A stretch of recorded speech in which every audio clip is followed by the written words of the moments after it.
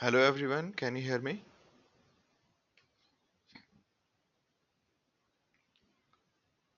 Good morning Puneet, good morning Prithvi. So should we start?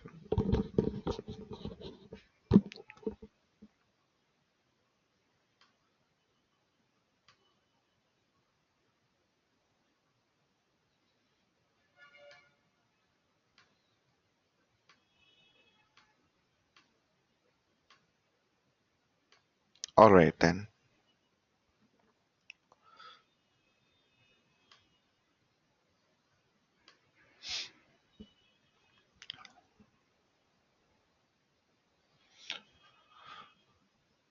So the recording is started and alright.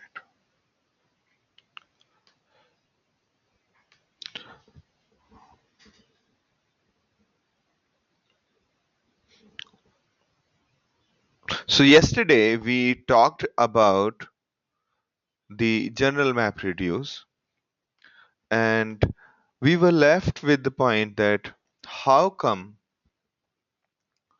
how come we are getting complete lines in case of our word count example. In our word count example, when we run our map reduce and each map reduce is supposed to run on blocks, and blocks are a very firm blocks of data, as in mm, they are measured in terms of number of bytes. So how does Hadoop handle it? Okay, some programs might want to handle line by line, other might want to handle paragraph by paragraph. All right, so okay, just a second.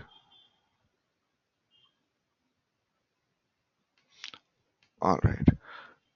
So before we move forward, I would like to ask you the same question which we talked about yesterday. This one. Okay. So did anybody think about this problem? Did you try to accomplish it?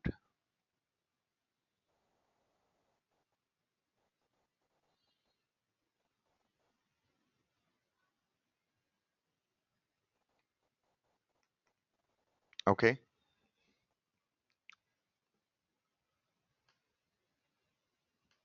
Okay. No worries. No worries. But even after this discussion, make sure that you attempt this problem. So there is an objective why there is a reason why this problem was asked, and the reason was the input splits. Okay. Now let me take you through through my solution. You should come up with your own solution. Let me take you through my solution, and let's say that we break down the text such as how are you Ram, happy birthday to you. Okay, now our objective is to find the words that follow a particular words frequently. Okay, say what are the words which follow how very frequently. How can we do that? If we just list down all the words that follow how, count their frequencies and pick up the most frequent five, then we should be getting those two top five recommendations. All right, for after how. Similarly, we list down all the words after R, the most popular ones, and then we do the computation. Okay, find the frequency. A better thing would be to convert our problem into a mapper reducer. Okay, a better thing would be to convert this problem into mapper reducer, because this text is going to be somewhere around one few terabytes of data. If you consider the whole world wide web, the total text is close to 500 terabyte data. Okay, If you see the corpus of the data at Amazon Cloud, we'll see that it's 500 terabyte,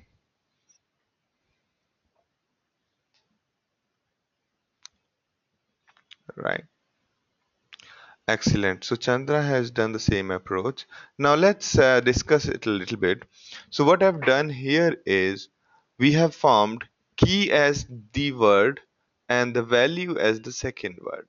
Now, if there are anywhere else how is coming, then the second word will become the value.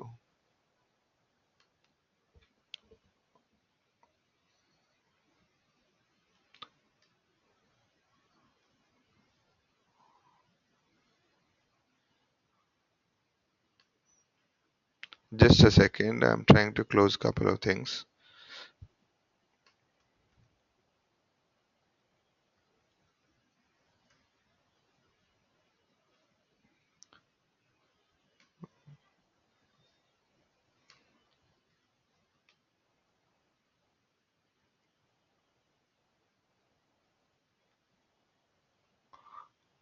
All right. Uh, Is the voice clear? Because this thing is showing me that there's some problem with the audio. Now it's okay, I think.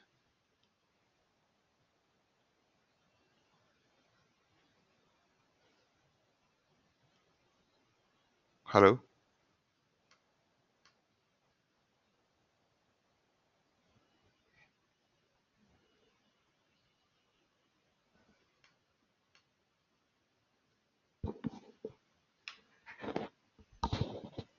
All right. All right. So echo should not be there. Let me just. Hello? I hope the echo would not be there anymore. All right. So yeah, let's have a look at the problem and our solution. Our solution says make first word as the key and second word as the value, and same is true for all the words. So for R we have you, for Ram we have happy as the value, and so on. Okay. Now, when we pass this data through Hadoop, as in our mapper, when the mapper gives out these key values, Hadoop will bring all the values together, and the reducer can compute the summaries. Okay.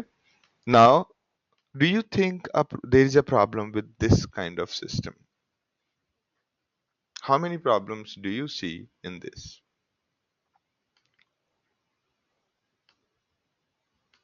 Yes. Puneet says you double the data set. That's correct.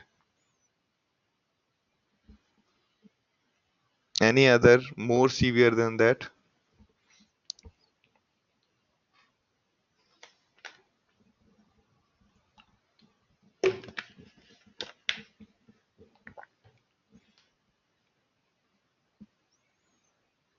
In case of use text, how we come up with the next word? So we just go through the text. Mm, okay. So, okay, in case of use text, how we come up with the next word? But all we need to do is just walk through this text from left to right and keep on spitting the key and the value. Okay. And Morgan, we don't have to traverse multiple times. We just have to scan twice, right? Say our first key is this, value is this. Then we read the next word, and when we read the next word, we move the value to the key, and then the value becomes the new word, and so on. Okay,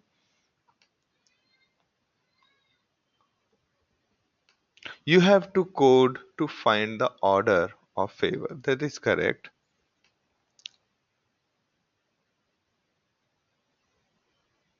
Do you see the problem with this? Is the solution clear? Is this solution clear to you?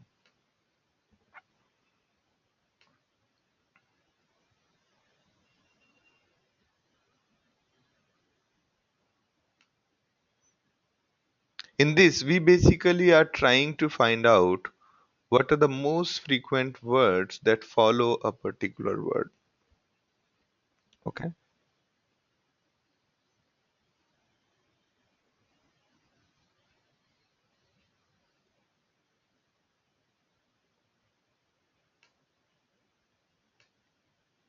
Anybody?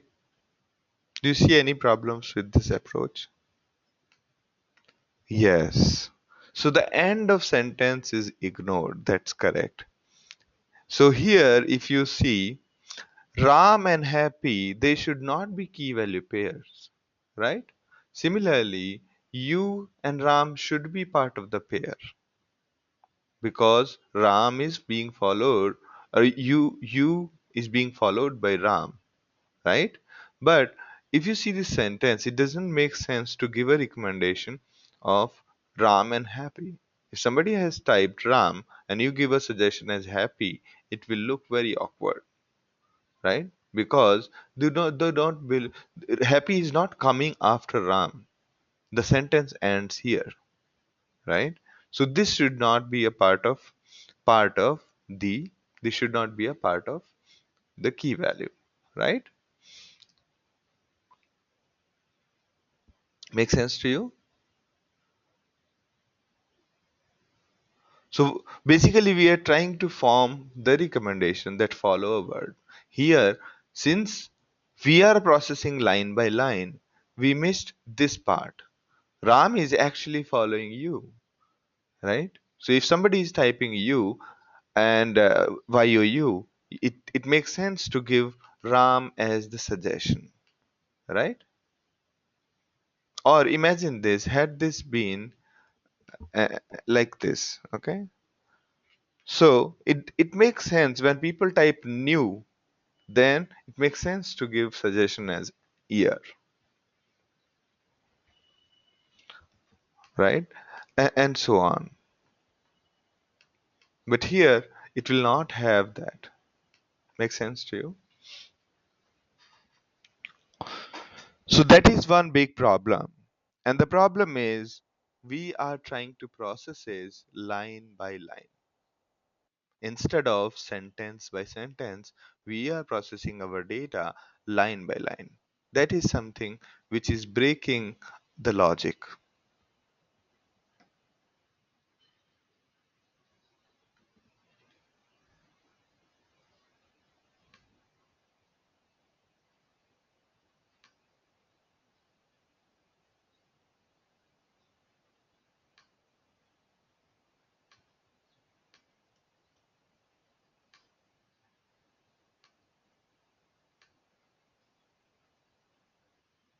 Hello?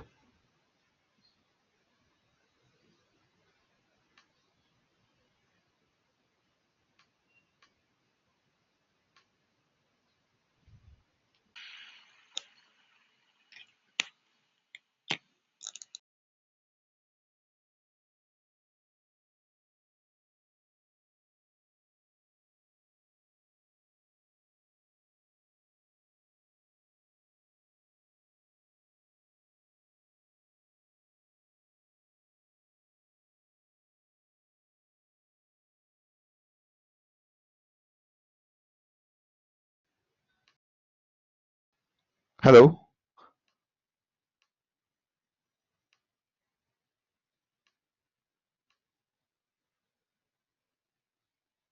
Hello?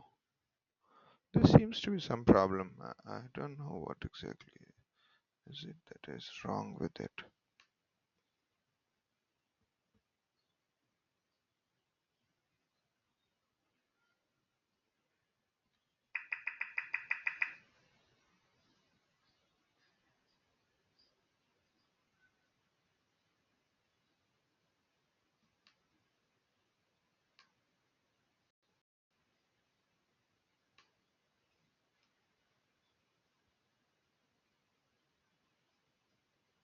Hello?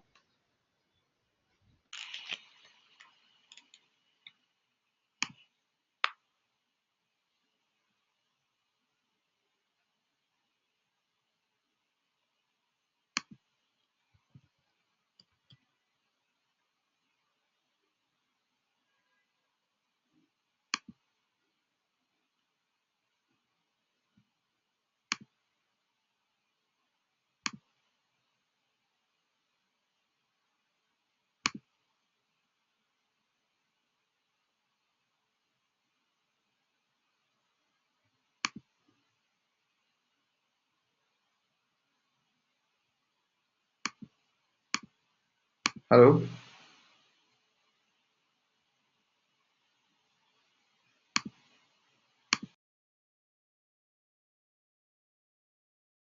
hello, hello. I hope now this is recovered.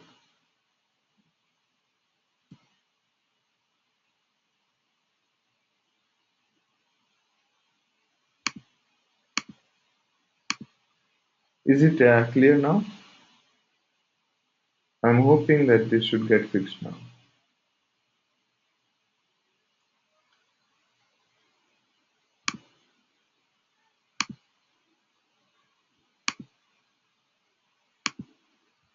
It should be clear. Okay. Never mind. So I'm sorry.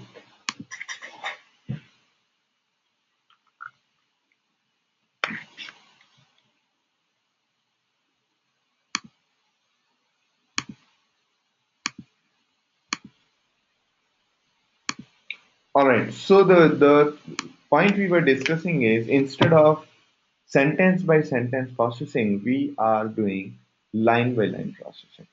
There are other problems with it. The other problem is here, if you see, the reducer will be very highly overloaded. If there are a million words that follow how, this reducer will have to compute the frequency, will have to find top 5 words in that 1 million words, right? Which is equivalent to doing a word count and then trying to find out the maximum values, right? Now, so we cannot delegate the whole thing to the reducer. So no, it will not lessen the load if you think about it, because how is the key, and there could be a million values, and if these million values are just for one key, that means all these values will go to the same reducer no matter what, right? Because all the values for a key would go to the same reducer. So anybody has a suggestion for this? So do you understand the problem with here? So the bigger problem for first one is that for one word such as R, there would be at least a billion words that follow R, because R exists everywhere. So for R, so for key as R, there will be a billion values. And to find out top 5 most frequent words out of those billion values is a Herculean task for a single reducer, right? How would you to handle this kind of circumstances?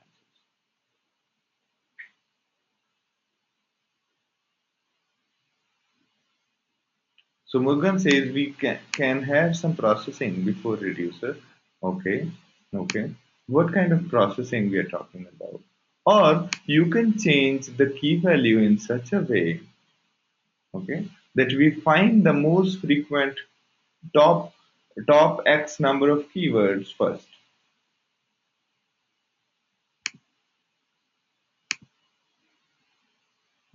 Take only unique values, but find the unique values itself is a big task, right?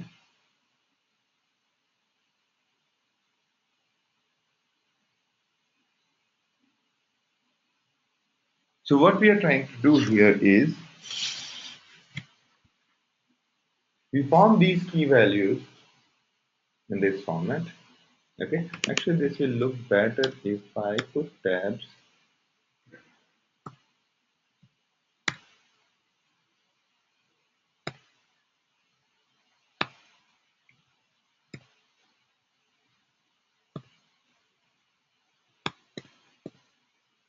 right? Anybody?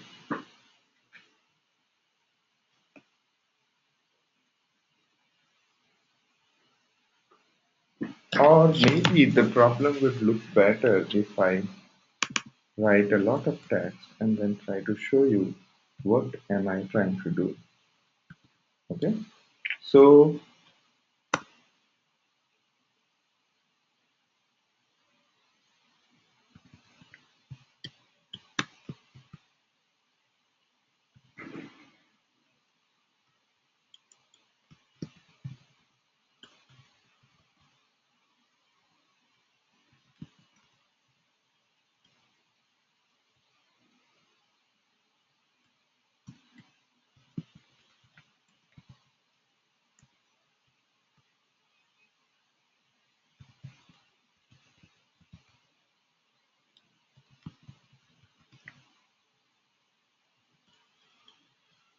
okay, if you see this here, for how, if after the concatenation of the values, okay, there are R and R twice.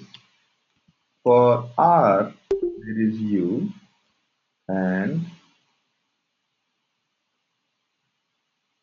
for R, there is U and V, and for U, the words that follow are dear and nothing else.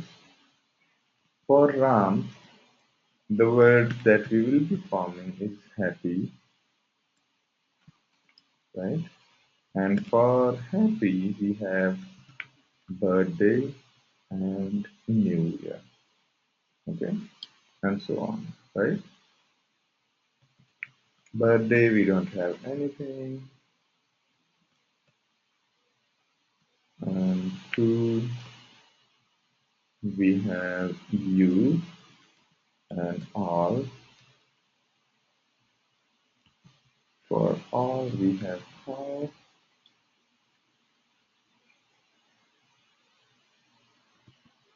We have nothing, right? Planning, right? So this will be after it reaches after it reaches reducer. This will be the input to the reducer, right? And if these keys are too many, computing the most frequent will be very difficult, right? A better idea would be, instead of this, we form the key value itself, such as first word and say dash second word as the key. Okay. If this is your key and the value is just 1, then you can count the most frequent pairs and just keep only those pairs which are more than say 5 times. Alright? And that will save you a lot of headache.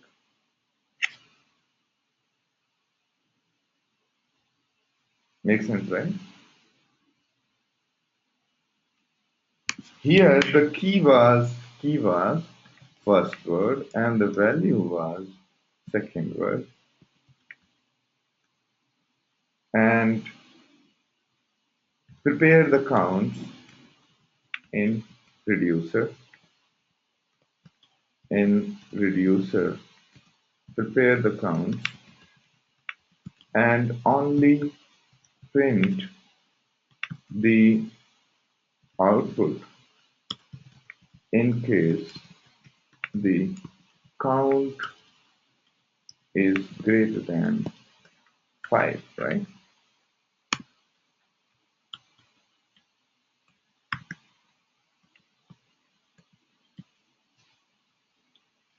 So this would make a lot of difference.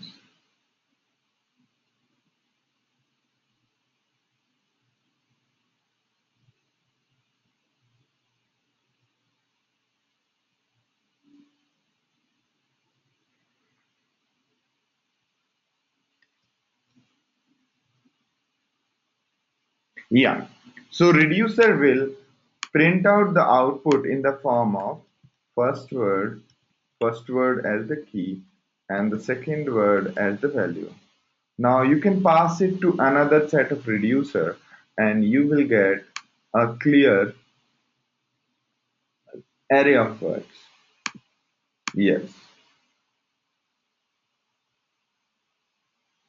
yes. We'll have two two reducers essentially. Okay. First one basically giving this. First mapper will give this, and first reducer will count the words and prepare this kind of key values. And second mapper will have nothing. Second mapper will not do anything. Okay, we call it no op. Will not. Will just take. It'll just print whatever it gets. All right. And second reducer will also not do anything. We'll just concatenate the values. That's all. So as you can see that this mechanism of preparing the tuples, most frequency tuples will reduce the headache of the reducer, which was too high in the case of first approach. So this approach is clear to you, right?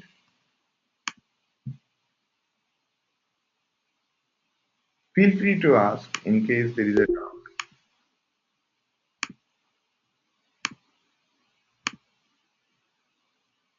So kind of there will be two mapper reducer. It's just the second mapper reducer is not doing anything.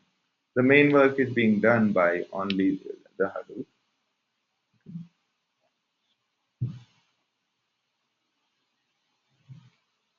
Yes. So now comes the next problem of the end of sentence. Yeah, you did not miss, I did not say. All right. Now let's discuss. So the first problem of frequency computation is solved by this. But here, the end of sentence thing is still a problem, right? One way to look at it is that we say that we don't care about it. Those edge cases, we don't care about those edge cases, and our data will anyway dominate. Because it is a huge data, that data should dominate those kind of anomalies which have occurred due to the end of the sentence. But the truth is, we cannot ignore it. We cannot ignore it. We because this problem would occur at the end of every line and at the end of every sentence, which means in every line you are making two mistakes, one at the end of sentence, other at the end of line, right? Assuming there is one sentence per line.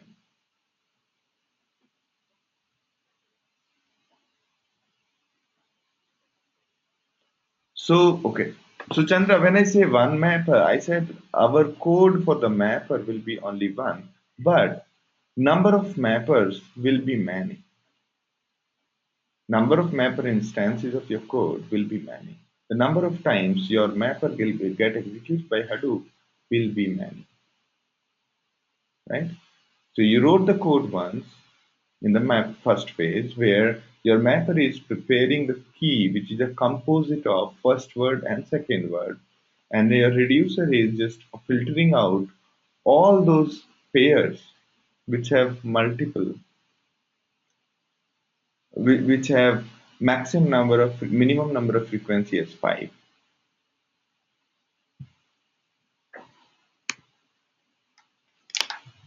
Make sense to you, Chandra?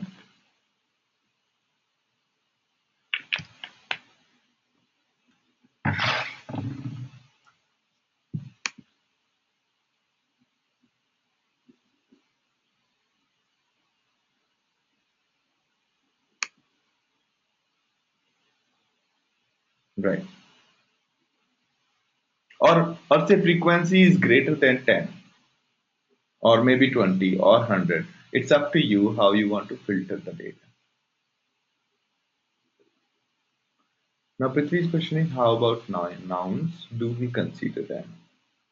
Yeah, we should consider them. Why not?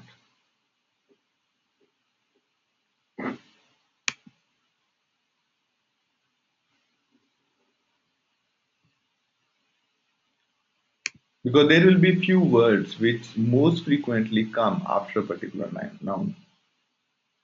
All right.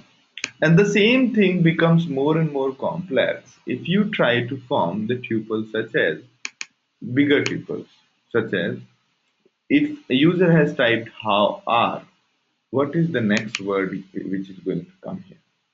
The bigger the pair of words, okay, the bigger it gets. Okay? So generally these are called n-grams or bigrams or trigrams.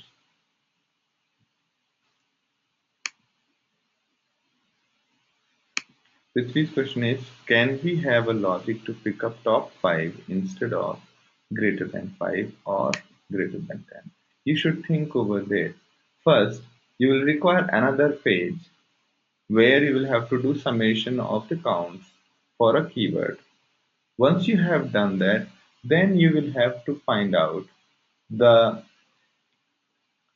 mo- bigger number. Okay. So just think about it. Just think about it and try to come up with a scheme. It is actually a complex problem, what you're suggesting. Okay. Just think over it. How would you accomplish that? You might require more than three phases of the same thing. The other way would be that you keep on increasing the number of counts of the words. And then once your frequency is, say, above 100, so your data will be very small. Now you pick up uh, some numbers out of this. But to have a perfect logic, it will take more than just a couple of MapReduce. Okay. Think about it. You will come up with a solution. Okay.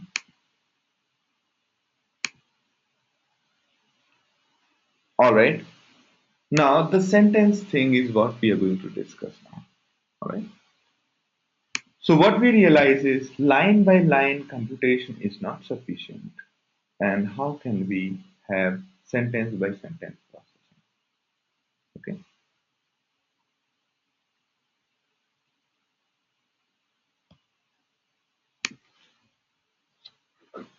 So yesterday we were discussing about the same thing. Our actual data in the disk is stored in form of blocks. Okay. HDFS doesn't care whether it's cutting the word or it's cutting the sentence. It doesn't care about it. Okay. At the moment it reaches 128 MB, it just cuts it from there.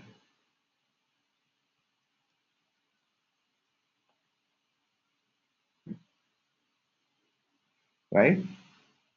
So how does Hadoop by default give us the complete words or complete lines? On one hand, we are saying that our mapper code is being run on each of the machines containing the data, and data is in the form of blocks, right? So, which means that there is some more work which is happening before the data is being fed to your mapper, right? Each of your mapper works on partial data, partial part of the actual file, right? So that it is done in a distributed way on multiple machines. Now, in order to facilitate this, Hadoop came up with an idea called input split. Input split is the logical presentation of your data in the blocks to your mapper.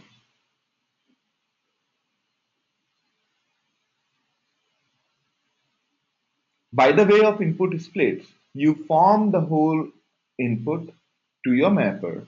In case something is not part of, say, something is not forming the complete input, that part is sent to the next one, and so on. Meaning, there is a line, if there is a line and there is a word at the end of it, which is not yet complete, okay, then there is no new line found at this block. The data will be transmitted from another node to this node in order to complete the line. Okay. The boundary, as you see here, some of the data is left in the another boundary, and to form the block number 5 completely, you will have to transmit this amount of data, this small amount of data to complete our input data, right? So this is what is known as input split. So this is the input split, the logical presentation of data, and this is the block. Okay, block is not logical. Block is a firm boundary at a particular nth byte. All right.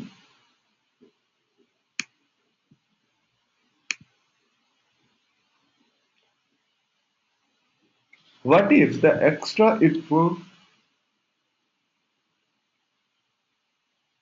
What if the extra information is in above the defined block size? No, I didn't get the question. What if the extra information is above the defined block size? Yeah. So if that extra data, which is beyond the block size, that data has gone to another block, and input split is prepared by fetching that data to complete the input set. So let's imagine that there was line 1 50 MB, line 2 50 MB, line 3 50 MB. There is a big file of 150 MB containing 3 lines. So first block will have line 1.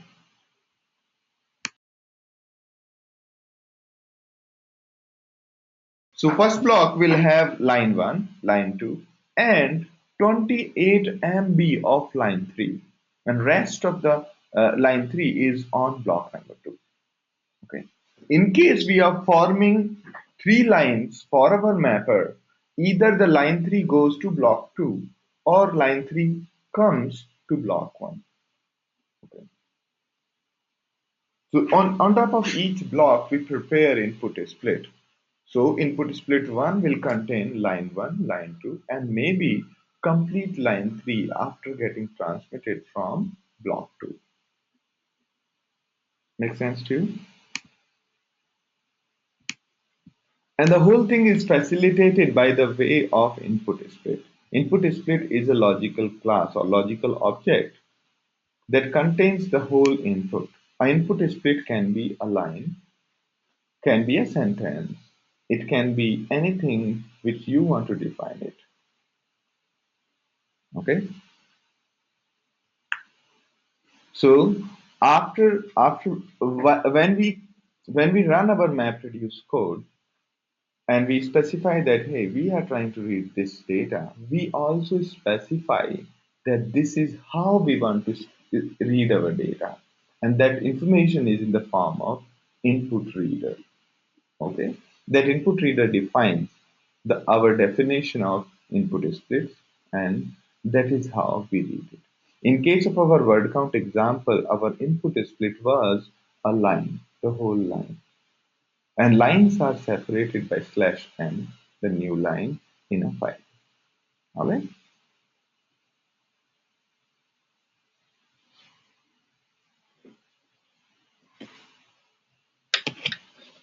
So basically, Hadoop divides input into pieces called input split. There is always one mapper instance per input split. Okay? So you might have to readjust what we talked about. So it's not the block on which the instance of your mapper is created. So we created a class called uh, our our mapper. I forgot the name of that mapper we created. In the word count example, the class which we created for each of the input split, the instance of that class will be created. Okay. An input split will contain multiple lines. Okay. And each line is called as record. Okay? Each line is called a record. A bunch of lines is called input split. And your mapper is only instantiated once for each of this input split.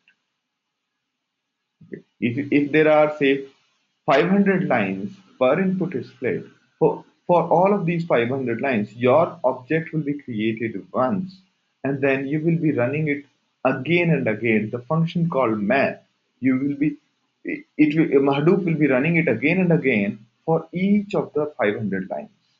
It will not create instance of your object again and again for each line. Okay? It will create the instance of your object only once, and then it will be running again and again on top of each line. And each line in our example refers to the record of the input split. That record could be a sentence, could be a line, or could be a very fixed value. Okay. Now, how does Hadoop prepare input split depends mainly on the input reader which you are using. And in case that input reader is creating too many input splits per block, if there are too many input splits, if there are two small input splits, which means for each of the block there will be multiple input splits, and hence there will be high overhead of transmitting data from one to another. If there are too big input splits, then also there will be high overload of transmitting data, and effectively the the more closer you are, the more closer input split is to a block, the better it is. Because either you create input split out of multiple blocks, or you create one input split, multiple input splits out of one block, or one input splits out of multiple blocks. In either case, there's going to be a lot of shuffling and transmission of data, right? So the most efficient input split is the input split very close to 128 MB. Okay, the more closer the Hadoop split and input block size are, it becomes the better. Okay.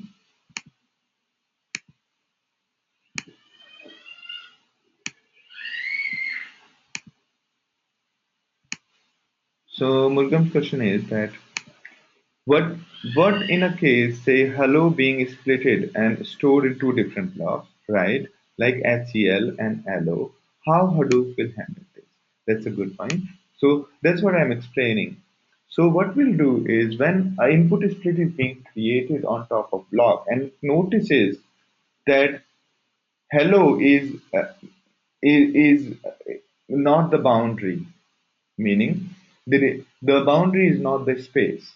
Okay, had the boundary been space, then or new line, it will consider that the line has been ended. Okay, the last character of the line, if it finds it as space or new line, that means the things have finished gracefully. Or even okay, if the last character of a line while it was reading, it will keep on reading a line until a new line is encountered. In case it's not encountered and the block has ended, that means the data has gone beyond the block. And then input split will read that part of data until a slash n is encountered from another block. So it will ask XBFS to give the another block, and then it will keep start reading that block and will give up at the point it notices slash n. Sounds good to you? So that's a role of input reader to form input splits. Okay. Now, the way input split was bunch of lines, say 20 lines, 30 lines, or maybe 500 lines, which we prepared out of an input block. Okay. Since let's say 128 MB out of 128 MB, and we have in each line we have say 1 KB data, 1000 characters.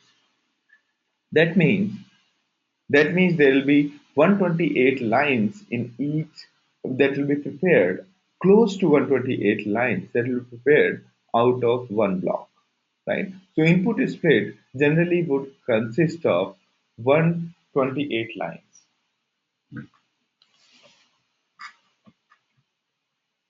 All right.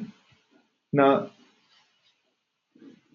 so that is the input split, or you can say bunch of rows of a table is like input split, and each line is called as record, or each row will be called as record. You can take that analogy of database. So each input split is further divided into records. Okay. And a map function, whatever you wrote in your class, which is called map, will be applied on each of the record. And a record, like just like input split, they both are logical entities. They are not physical. And also note that for the same file, for the same data, every time every time you run your MapReduce logic, you could create different kind of input splits. Okay, creating input splits or creating a record does not change the underlying data. It's just the representation of your physical blocks. Okay, it's just the representation of your physical blocks to the mapper you are running. Make sense to you?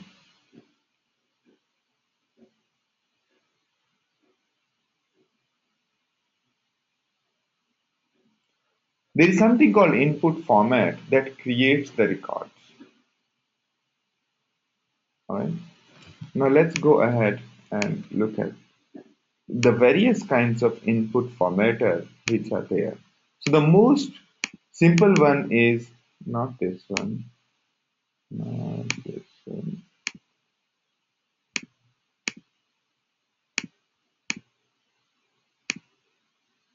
Yeah, you can say that.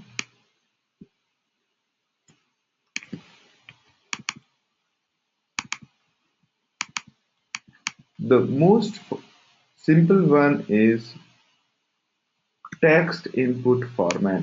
Text input format is the default one which we used in our example. In the word count, we had been by default using text input format.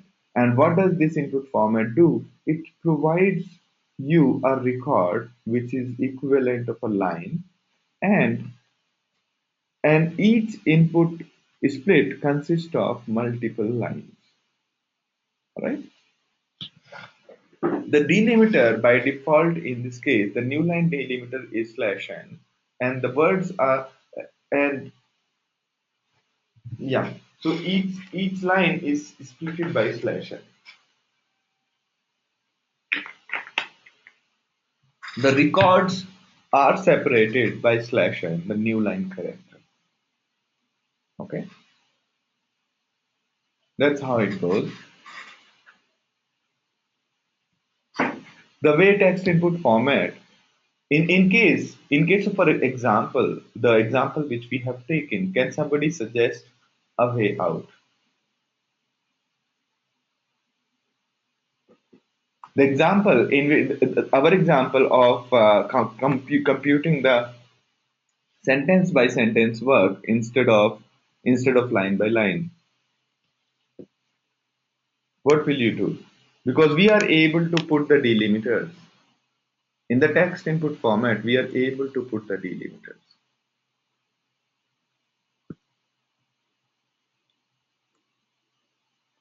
Okay, good. If you put dot as the delimiter, then our problem is mainly solved. The only problem we will face is in case dot comes as in the middle of number, right?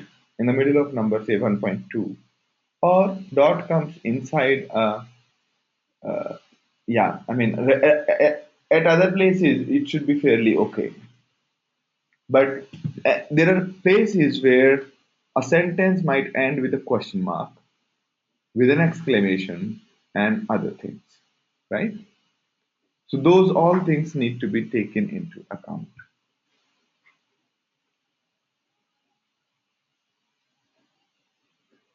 All right. So I'm not sure. I think it doesn't take into consideration.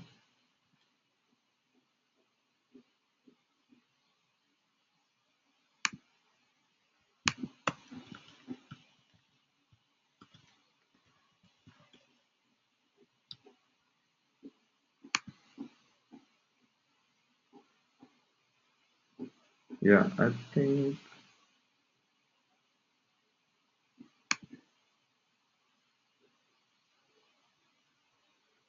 right. I think it takes care of.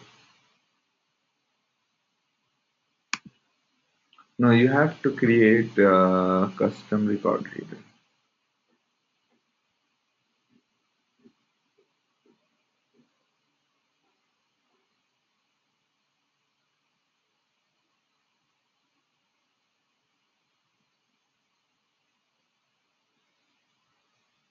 Okay. You'll have to create a custom record reader for that.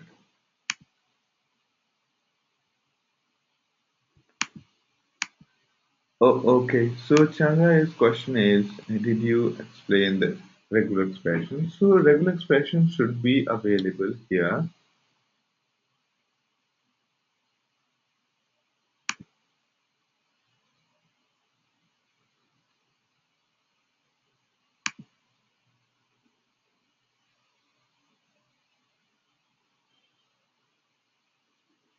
So here you can see the regular expression presentation and the video. Right? It's just a very quick one. I mean, within 1 hour it should finish. Hmm. So in case you're not comfortable with regular expression, go through this. I'm very sure that you will uh, get the hang of it. That's probably the quickest way to learn regular expression.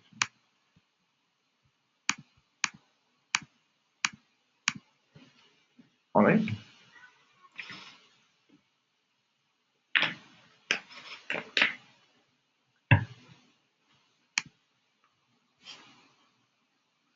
So by default, it was text input format with our delimiter s/n. You could put more delimiters as you want, or there could be one more way that if we separate out one paragraph from another, okay, we put delimiter s/n/n.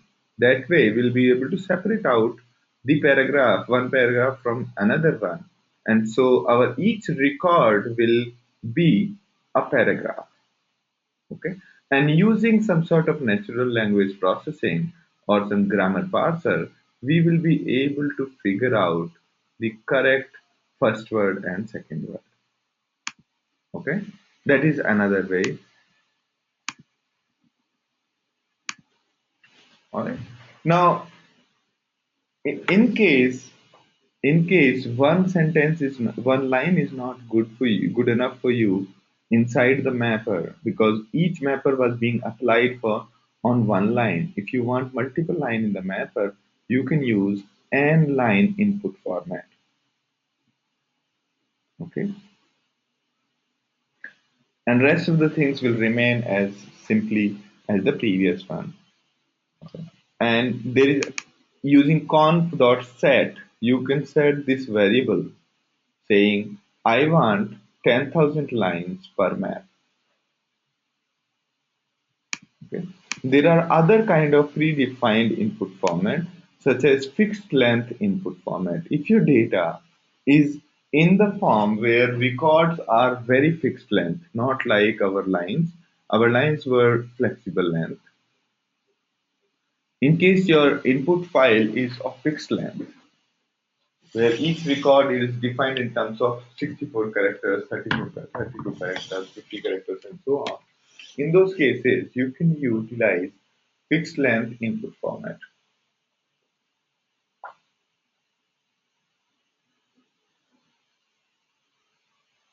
Okay.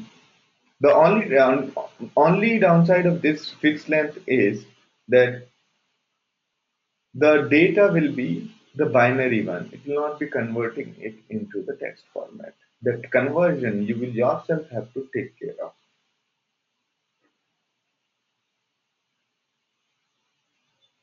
And using conf object, you can set the record length or you can set the property using this way. Okay.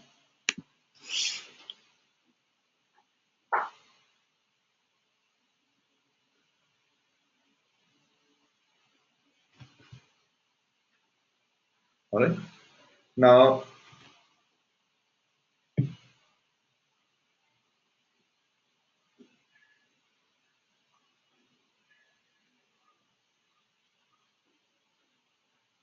there are property files, there are key value files where you want to store, you want to process your data which is stored in the form of key equals value. Okay. In those cases, this input splitter will be very good.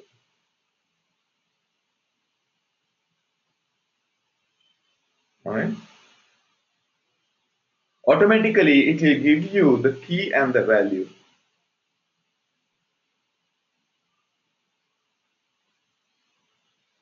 The only downside of this one is the splitter can only be a single byte. It cannot be more than that. If that single byte, say, equals is not existing in that line, the whole line will be considered as Q, as the whole line will be considered as the key, while the value will be null in case the separator is not found.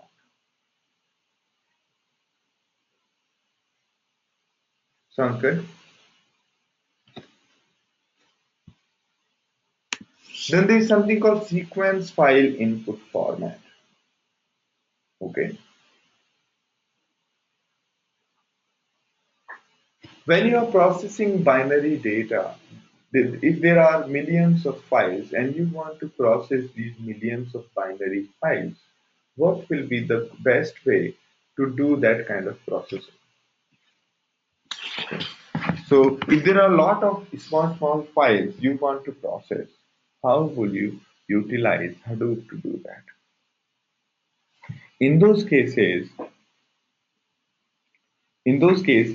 you create a single file out of these very small files, and that format is called sequence file input format. There are utilities provided by Hadoop to create that single big kind zip kind of a file. So sequence file input format, you can think of it as if it's a zip file which can be splitted easily by Hadoop onto multiple nodes. Okay. So this is the sequence file input format, which is good for processing lot of binary files parallelly on a Hadoop cluster.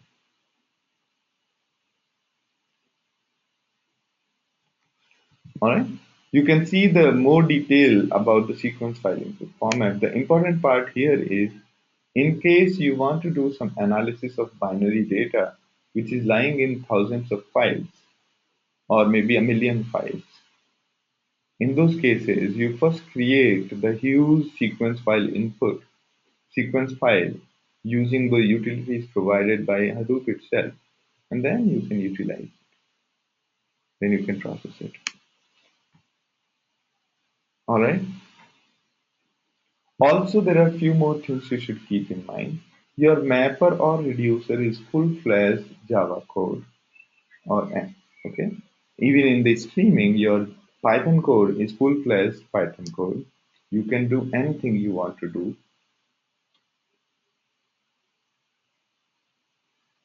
Whether you want to read a file inside your mapper, or you want to connect to database, or you want to do something like a socket connection to somewhere. So anything is possible inside your code. Okay. If you want to read, if you want to read file from HDFS, you can use file system library, file system class provided by Hadoop themselves. Okay. And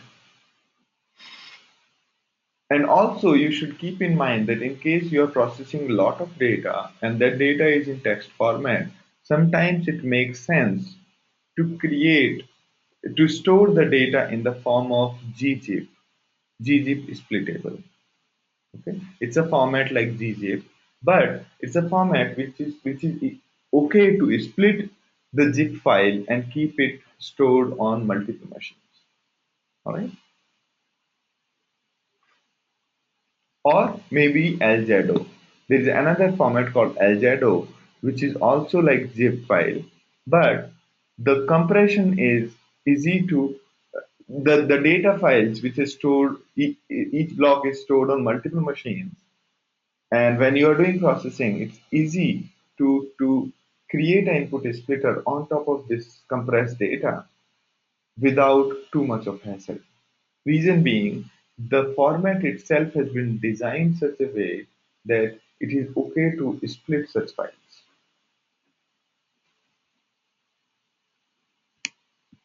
So Roshan's question is, how does input split work with tabular data? Okay. So most of the way people are trying to work is through the tabular data using SDFSs by creating a sequence input file format. Okay. Or splittable GZ. What they do is the table is saved. There is a huge table. The table is saved in the form of rows, and these rows are stored in. I mean, the input is split is so. How should I explain? So imagine this. So there is something called HBase. Okay, HBase stores its data into HDFS. But when you are processing data, it provides you the data input in the form of rows, and that is completely okay. So tabular data, problem with the tabular data would be that how would you split the records across the how would you split a table across the cluster, right? So the whole logic is similar to what we have in case of word count. In case of word count, we split the whole file and still we got each line completely, right? So it should not be that big of issue. As long as we are able to load the data, load the records correctly, rest of the things will be easy. We'll be able to further split each record easily into each field, right?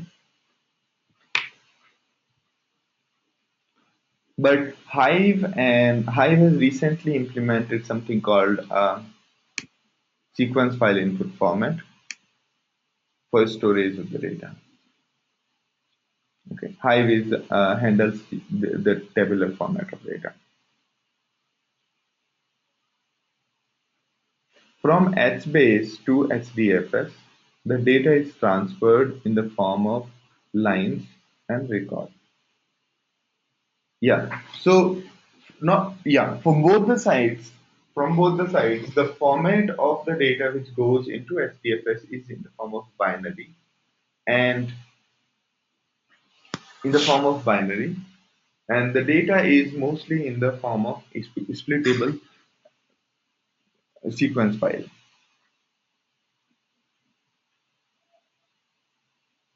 Will the table properties like primary key will be saved or is there a way to take advantage of the table?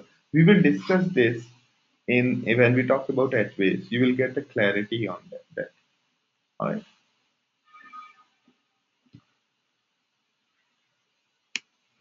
It's a very good question. So we'll discuss this question of yours when we discuss Hive and HBase. All right.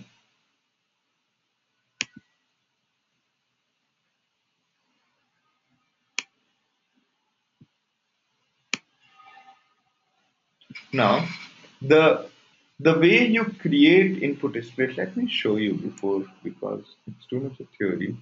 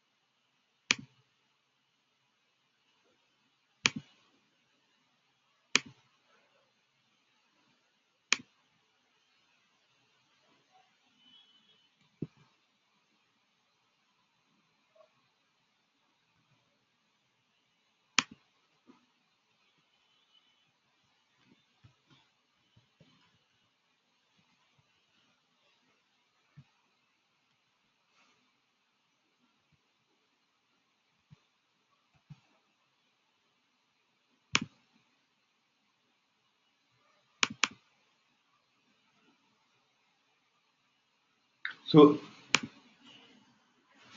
here you can simply say that you are trying to use this input format class called nline format input format, and you want to keep the,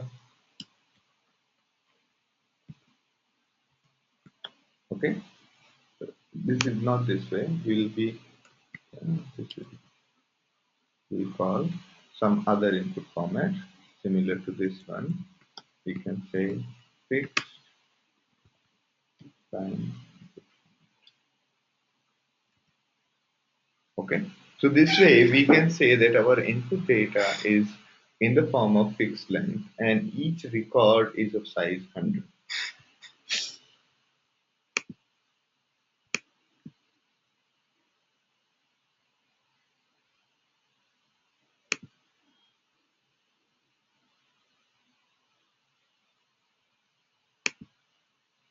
Okay, now Sam's question is, how does this input split apply in case of videos and images? Okay, that's a good question. So it all depends on what you want to do with the image or video. In case your logic, the logic which you are writing inside map, needs the whole file at a time, and your file is small enough to be operated at once, then what you do is you generally form gzip kind of a format, or you can say sequence input file. Okay, and then you feed that to your mapper, and your mapper will receive each file as a single record, each file as a single record. All right.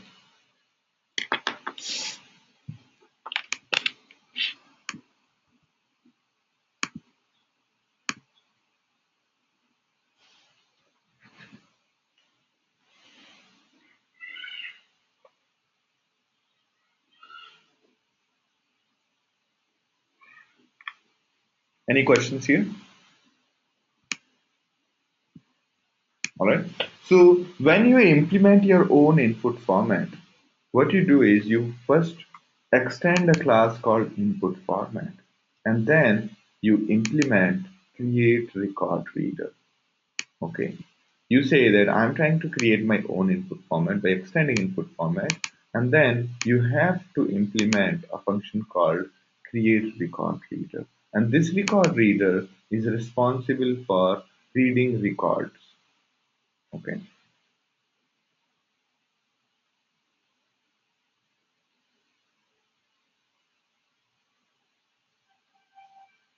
And at the same time, input format will also give you the total number of splits in this form. Each split has got length, it has got locations, and that is how it works. Right?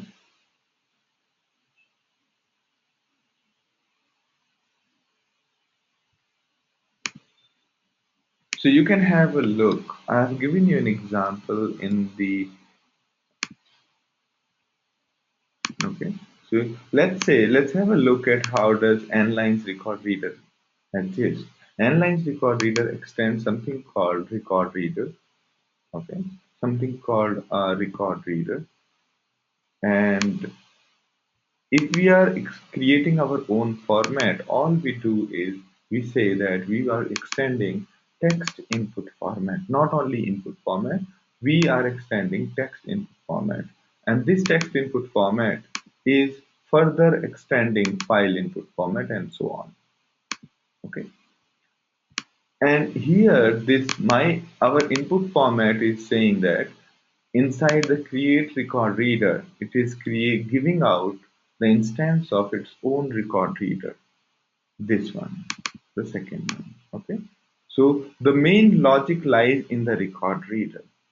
And record reader basically gives you each and everything here. Okay. It reads the next block by doing a file system input and so on. Okay, have a look at this code which is provided as part of LMS. Just go through this. If you are okay with Java, you will get to know that how exactly do you extend an input format? All right.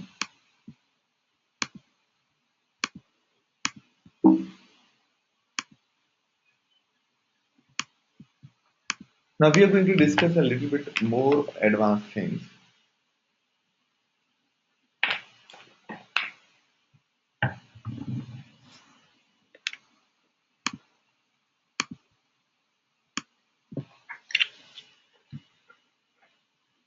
All right. Now again, here now you it will make sense to you. Why did we say split 0, split 1, split 2? Okay. Split is bunch of records, and on each record your map function is applied, and map function converts each record into key value pairs. All right. And those key value pairs given out by your map are collected here locally and sorted, and once the sorting has finished, the data transfers to a central location, to a different machine on which we are running the reducer. And after all the data has been merged, again the sorting happens here.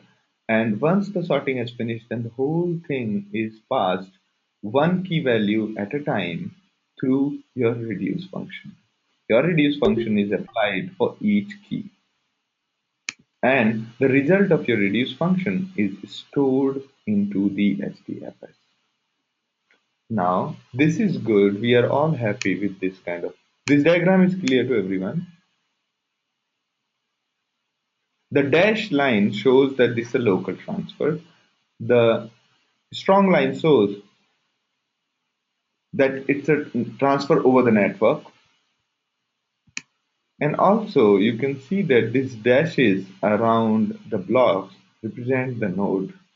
Okay, these represent the node. So this diagram is clear to all of us. Any doubts here?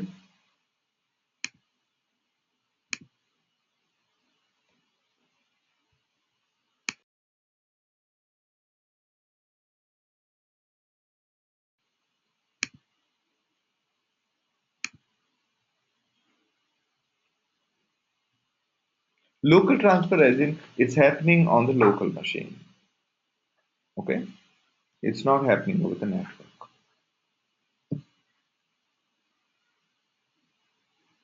All right. Now let's see what happens in case of multiple reducers. So again, in the same format, on top of each block, we create a split. A split gives out one record at a time to the mapper, and mapper is run on one record at a time. And whatever is the result is divided into two parts. Okay, if you have two reducer, the result will be here itself. Just after it's receiving the output of the map, it's gathering all the output from the map. It is stored in two buckets. Okay, from bucket one, the data goes to reducer one, and from bucket two, the data goes to reducer two. Okay, the more the reducer, the more will be transferred. If you have three maps and two reducer, total number of transfer is how many times the transfer is happening. If you have three mappers and two reducers, quickly.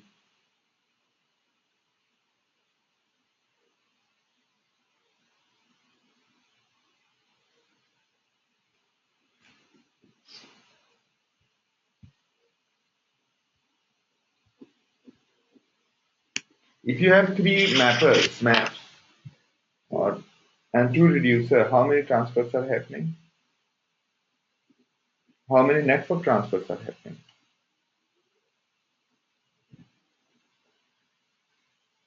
Six, right?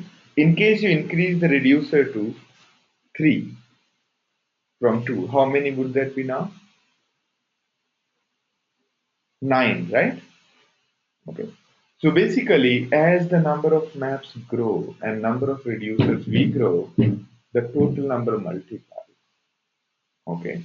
Therefore, at certain point of time, if your data is small, you will have to be very, very cautious about number of maps as well as number of users. Okay. Now, here you can see clearly that the data splitting is happening on the mapper node itself. The node which is running the map splits the data and then sends the buckets to different machines. Okay. Now you might ask that on what basis this splitting is happening. Initial splitting is fairly kind of a random. Okay. Random in the sense that it is done via hash code function.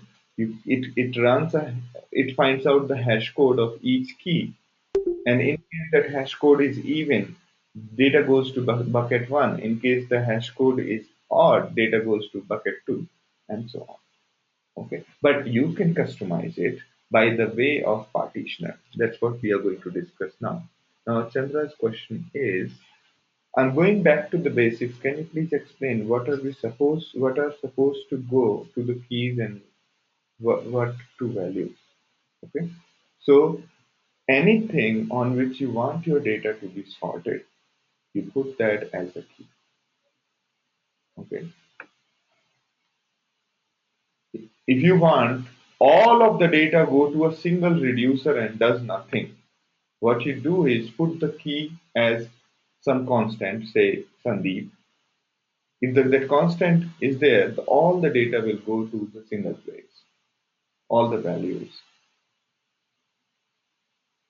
All right?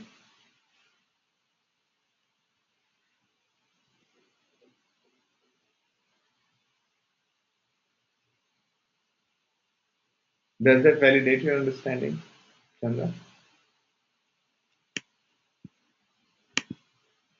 Okay. Basic idea is Hadoop is a big sorting machine.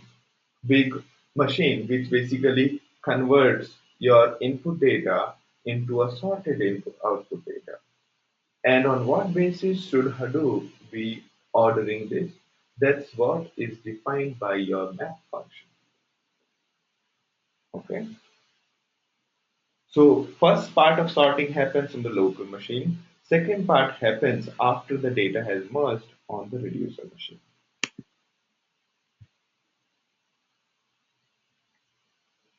We can have two reducers on the same machines, right? I mean, it does not make any sense to run two reducers of the same MapReduce phase. Okay, if these are two different jobs, then it's okay. But it does not make any sense to have two instances of the same reducer. Reason being, reason being, the reason being you have not decreased the load, though you have increased the network transfer. You increase the network transfer because you have said that we want two reduces. Okay, but it does not help because it's the same machine. When it does anything, the same machine, the same things are going to same CPU is going to work on your data.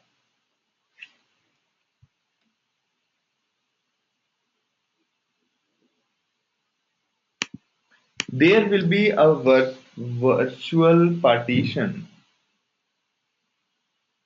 for individual reducer with no sharing. Yeah, it's sort of, you can say that it's a partitioning with where the one data does not know any other data.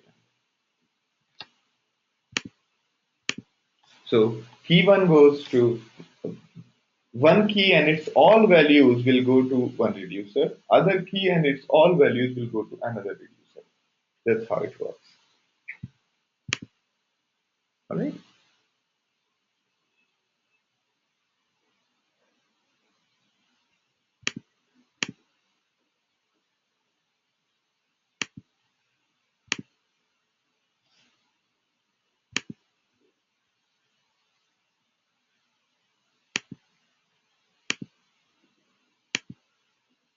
All right.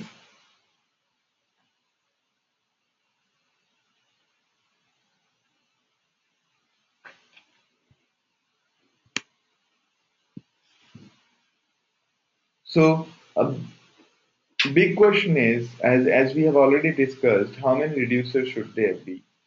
If there are too many reducers, there is too much of shuffling of data, and too few reducers, the computation takes time. and thumb rule will remain what we have discussed. Okay, tuning means 0.75, 0.95 to 1.75 times the total number of slots. All right, so there's something important which we want to discuss. We want to see how we can partition data at our own in our own way. Okay, the word count, because of the partition, is spoiled our data, right? Because we partitioned the data, the output is in the two files. Both files individually are sorted, but if you want to concatenate them, the data will no longer be sorted. Okay, you have to merge this data in order to make the sorting. Right? So can we do a partition such that if we concatenate the output file, our data is intact? Okay. Now let's have a look at that. Right? So the way you define a partition is you extend a class called partitioner, and you say you return a number 0 or 1 based on how many number of reduced tasks are there. Okay. So your partitioning function, like A's partitioner, will be applied on the output of the map, and based on whether it gives 0 or 1, that particular map key value will be put in that particular bucket. Okay, this decision whether a particular key value should go to the first or should go to the second is being taken on the basis of what does our partitioner returns. Here I'm saying 0, which means it goes to the first bucket. If I say if it returns 1, it goes to the second bucket. That is how it happens. All right. Now let's have a look at another case. Here you can see that we created a partitioner. We said if the key is starting, the first character of our key is lesser than k, send it to the first bucket, meaning first reducer. If it is greater, then send it to the second bucket. Return 0 or 1 will return, this function will return that value, and based on this, Hadoop will make a call whether to send one particular key, one key value into one node and other one into the another reducer. Okay, let's have a look at it how we apply it here. So you can see that the partitioner is applied here. Okay, partitioner is applied here. So that is why our output would have been,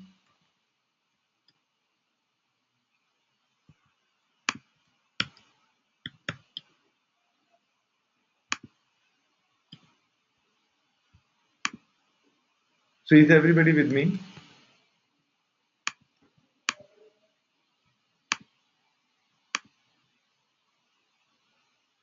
All right. So basically, a partitioner decides to which reducer should your data be going, to which reducer a particular key value would be going. That's the role and duty of the partitioner. Okay, and the decision is taken by your code.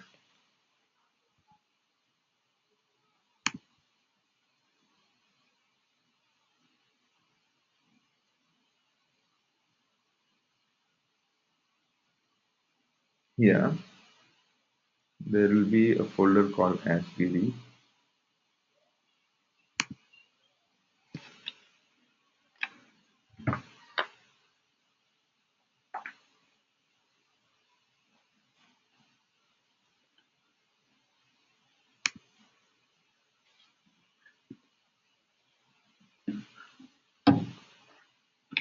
Now you can see this.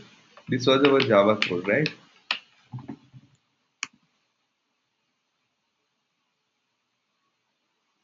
So it has two parts. It created two outputs.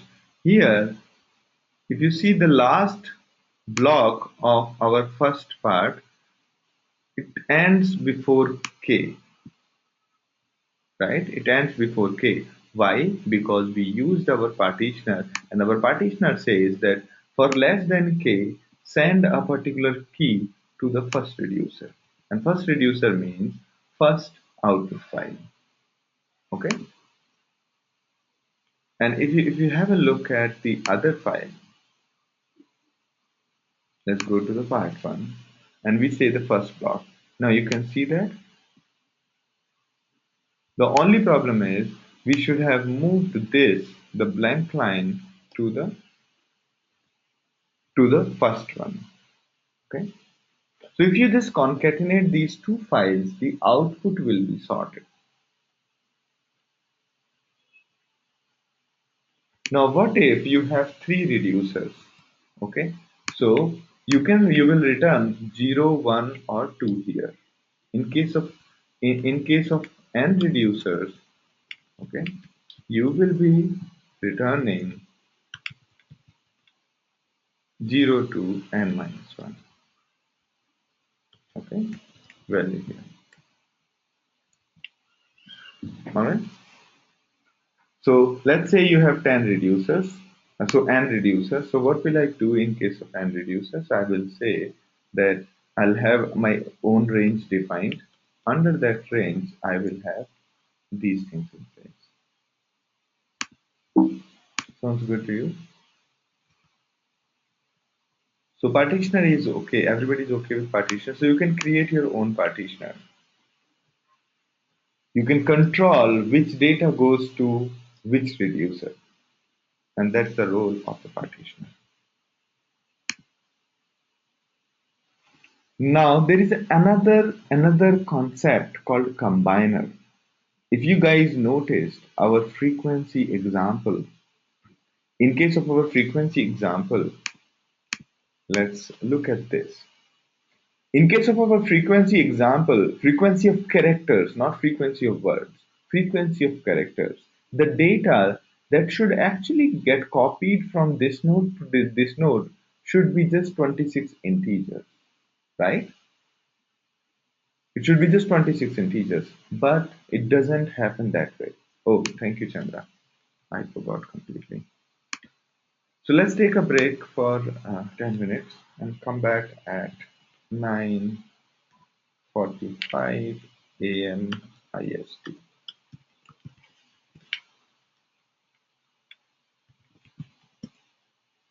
Alright.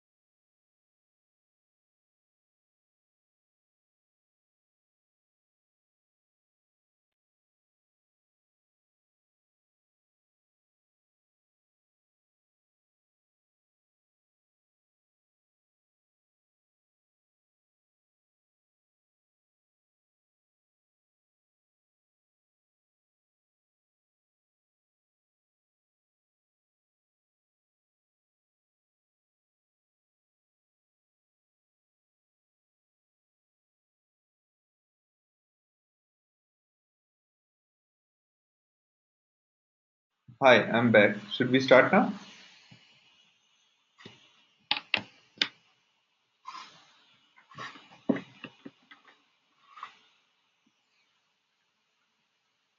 Yes. Great. So we were talking about something called combiner function. Okay. So a better thing to do is to let me just give you a definition, then run you through an example, and that should be good. So just after the map has finished, if we want to if we want to do some sort of minification here itself on this node before the data is getting transmitted, we can do a combiner here. Okay, we can do a combiner here. So basically a combiner function is like your reducer function, and which results in sort of decreasing your data to a very large extent. In case of our character counting, frequency of character computation, or you can say total character counting, we read the whole input. Our map converts the line by line into the frequency chart saying A has come this time, B has come this time, and the map does this for all the lines. Okay, map does it for all the lines. For line 1 it generates frequency, the line 2 it generates the frequency table saying came these many times, B came these many times, and C has appeared these many times, and D total number of these appearances are this. So after this, if you realize that such kind of information, like A these many times, B these many times, again A these many times, again B these many times, A, and so many things, right? There is a huge scope of further reducing it. If we could just do the summation of frequency of A, frequency of B, frequency of C on this node itself, we will be left with only how much data that need to be transmitted from one node? Can anybody tell quickly? How much data at max would be there that need to be transmitted from each of these nodes?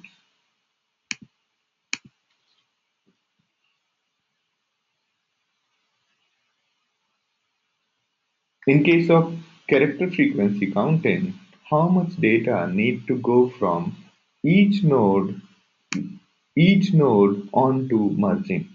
How much data should go? Or let's just look at one single reducer, okay? So how much data will get copied from here? How much data will get copied from here? And how much data get copied from here? We had input lines, map produced the frequency table, okay? Now we are trying to, compress. So theoretically, to what level we should be able to bring down the data? What will be the output of this data? Output of the whole process of frequency computation? How big the data would be?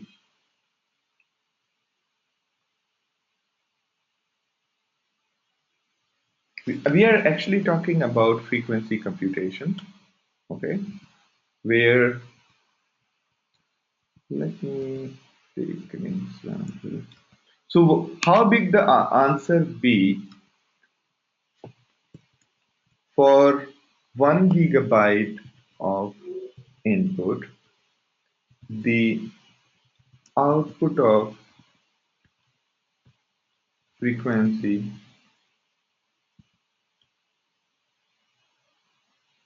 we need to generate the number of times alphabets alphabets have appeared in input. how many, okay, we ignore everything else. Okay. So how big would be our output? Yes, anyone?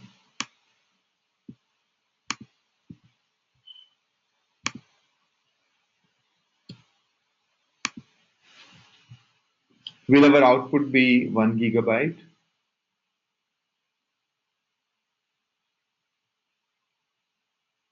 or will it be few kilobytes?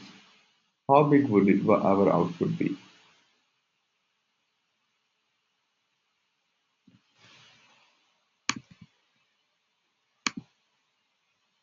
Yes,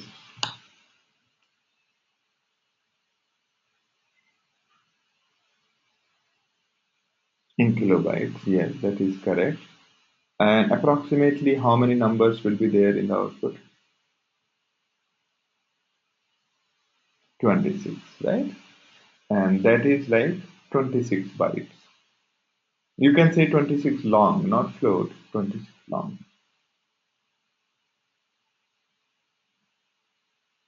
right? You can say 26 into 4, these many bytes.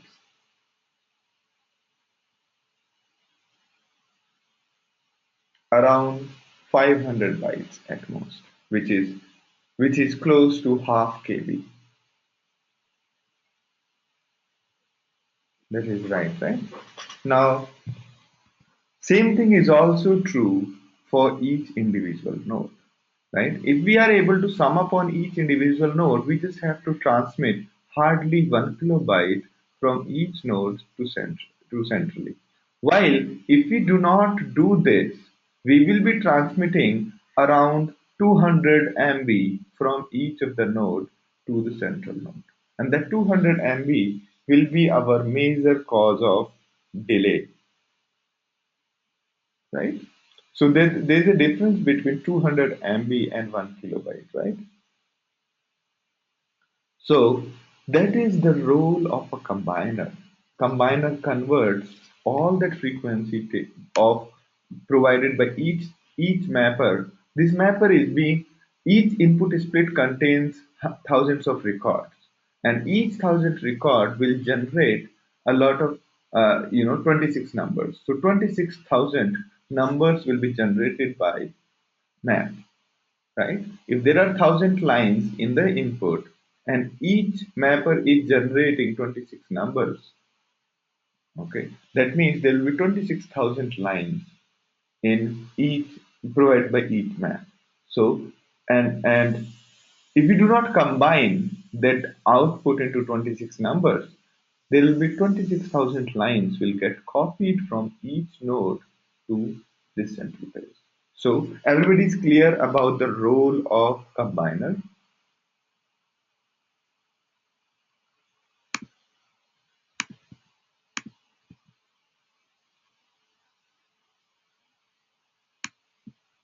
All right. Now, also notice that the combiner might be combining the output from each of the mapper, but it does not eliminate the task of a reducer. And the reason is the reducer is performing the work based on the output of multiple such mappers. Okay. So a combiner is basically making the life of a reducer a little bit more easier. All right. Now here there are little bit more to it when we talk about combiner. The definition of combiner is very similar to the definition of reducer, meaning the way we gave key and a list of values to the reducer and reducer converted multiple values into single values, combiner also does the same thing. Combiner takes multiple values as input and converts that into a single values for each key. Okay. So the fingerprint of combiner function is exactly same as the fingerprint of the reducer function. They both extend the same base class. Okay, whenever you are implementing a combiner function, you essentially extend the same function, the same class. Okay, the only difference is that not all functions are good candidate for combiner. A combiner is not applied on the all list of values in a single go. A combiner is not applied on the full list in a single shot. Instead, it is applied in a divide and conquer strategy. It is applied part by part. Okay? So a combiner happens like this is little uneasy for lots of us. Okay. So if we have a combiner which does nothing but sums up values of characters, okay, it does summation of 1 comma 2 comma 3 comma 4 comma 7 comma 8. Okay, so this is our combiner. Our combiner's definition is my function, my combiner. It has given a key and a list of values. Okay, list of values. And let's imagine that this values is equal to this, just for the sake of example. So this is, say this is our combiner, and all it does is returns summation of values. Okay. So this is our combiner which is converting the values into a single number. Okay, it's taking a key, it's taking a list of values, it's returning an integer which is combining the values. Okay, now this combiner, the problem is combiner will be applied by Hadoop in parts. So if our values are these, okay, so combine this combiner will not be applied like on the whole value. Instead, this is something which is not done. Okay. Combiner will be applied in parts. First, let's apply on first four values. Then let's say this is what we get, and then Hadoop will be applying the combiner on parts of the values. I'll explain to you why Hadoop does it, why why is it done this way. Okay. So combiner will be applied in this manner. So you got two values x and y. What will the x be? Quickly.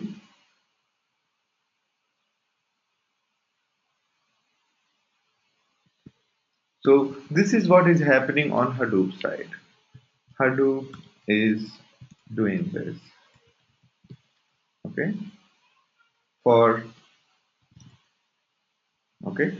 So what will be x be? Quickly, anybody? 10 and y be 26. Now what will Hadoop do next is it will again apply combiner on 10 and 26, and that will become 36. Okay, this 36 is same as if you sum up all these values,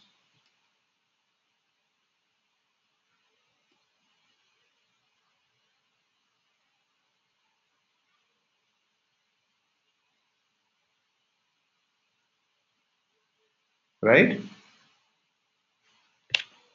So either you apply this combiner on all list of values, still still the answer will be same, or you apply two values at a time.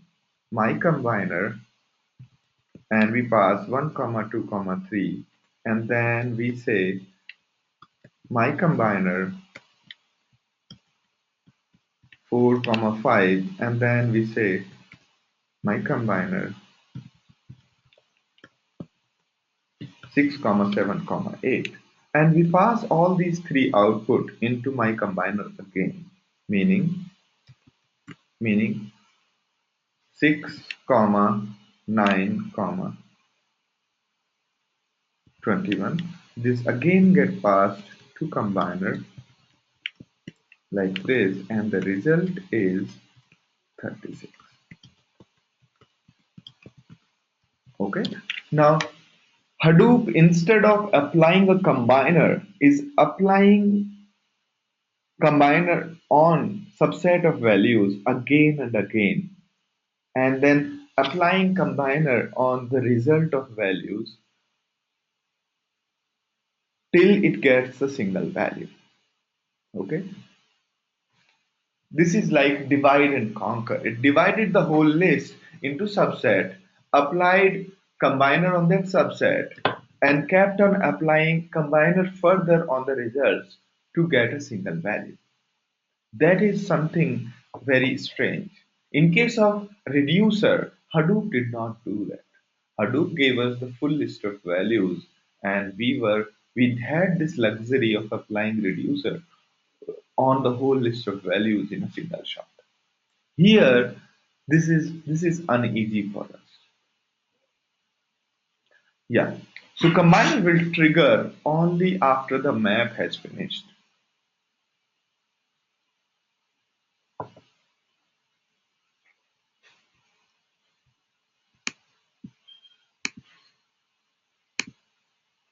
The problem is combine. I mean, Murugan's question is why is it so that combiner is applied in this way? The reason is combiner and the output of the mapper both are being done at the same time. So mapper is generating output. That output is being taken away by Hadoop, and Hadoop is trying to sort that data. And the way it sorts it is by divide and conquer. And the sorting always happens in parts. So Hadoop wants to do sorting and application of combiner at the same time.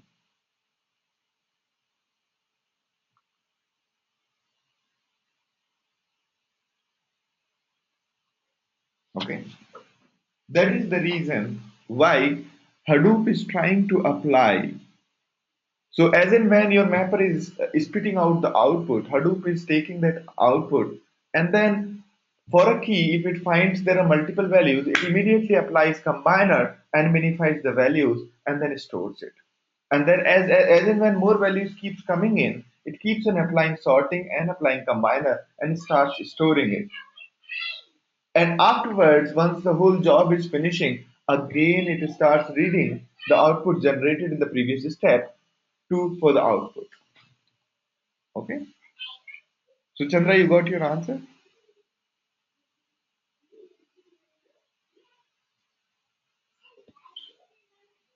On each partition, it applies your combiner separately, and the results are then again combined till it gets a single value for a key. Alright?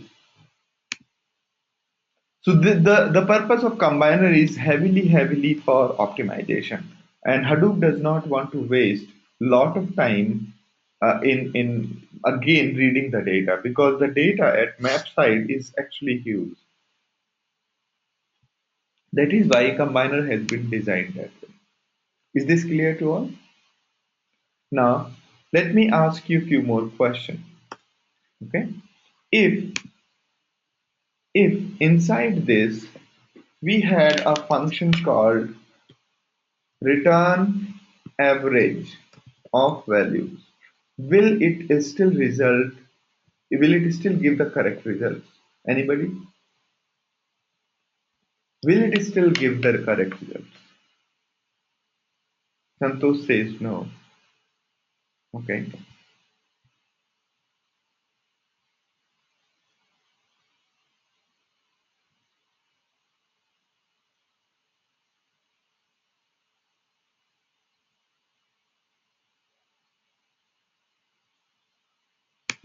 Mm-hmm.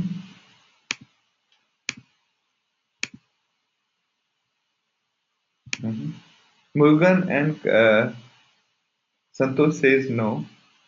Okay, okay. Chandra, I'll answer your question in a minute after this. All right.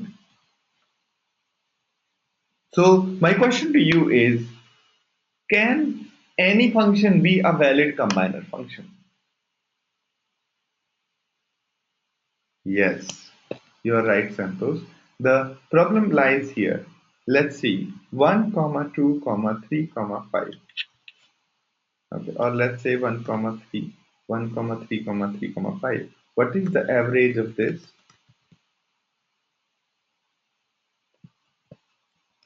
What is the average of this?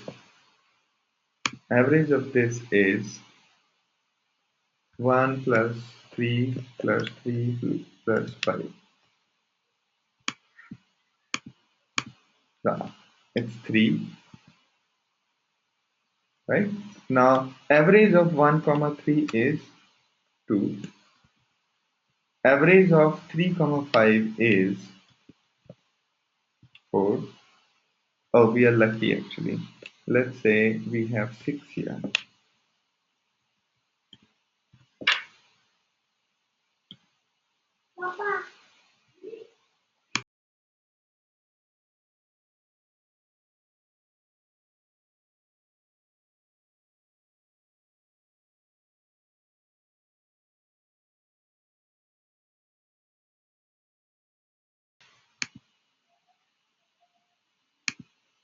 All right. So yeah, we had been lucky in this case. Let's just try to fiddle it a little bit. And yeah, so let's take this case. This is good case actually. So average of 0, 20, 10, 25 is 11.25, right?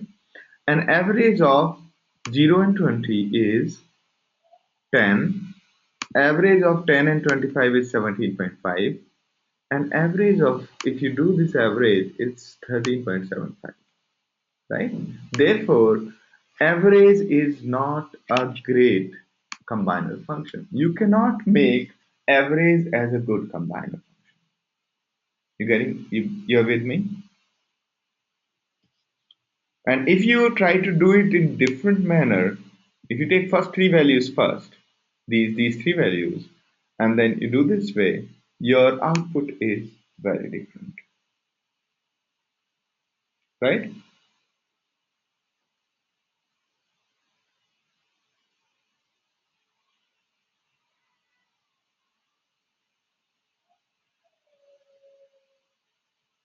Right?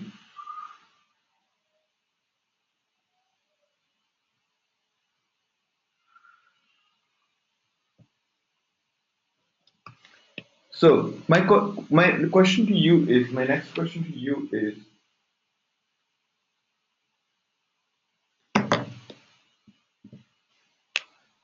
is this a valid is this a valid combiner function? My function is f a comma b comma c and so on. We have got these values and we are returning square of the first value added with square with of second value, and then square of the third value, and then square root of the total. Is this a valid combiner function?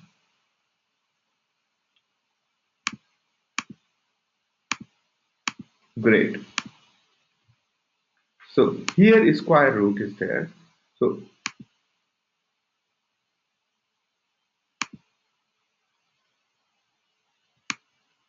So Murugan says no, Santosh says no. And what about others?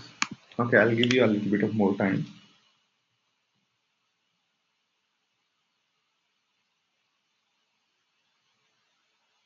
Mhm.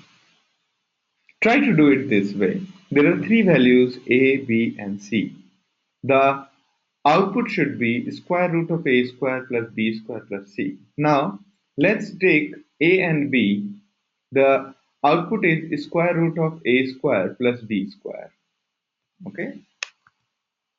Now let's walk through it. This is the important function. It's an important function in most of the distributed computing. The same is will be used in Spark also, the same philosophy. Okay, so we have a function f which takes values, and all it does is sum equals 0 for value in values. We have sum plus equals v into v. Okay, and then we return square root of sum. Okay, this is what our function does. You can see that this is our combiner, my combiner. Okay, it returns a long.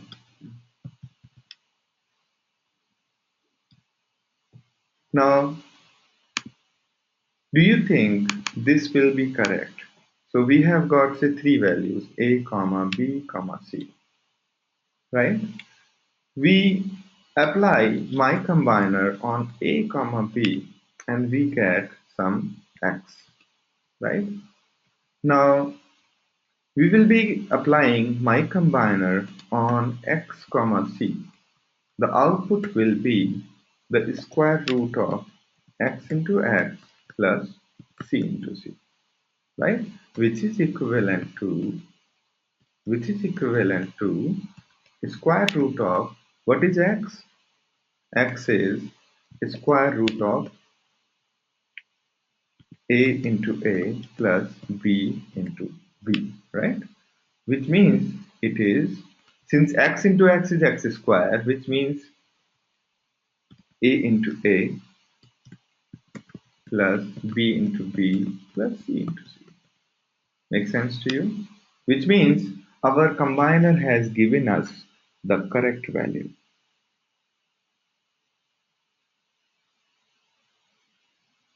So our combiner is a valid function. Our function is a valid combiner. Let me put it this way. Our function is a valid combiner. Does that surprise you?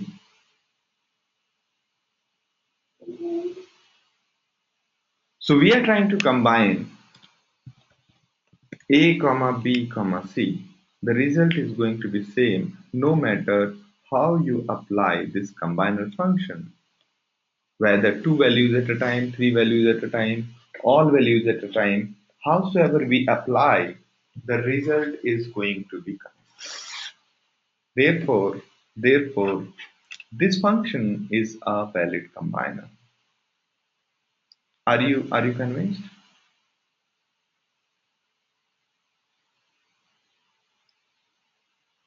Okay. I'll take one more example.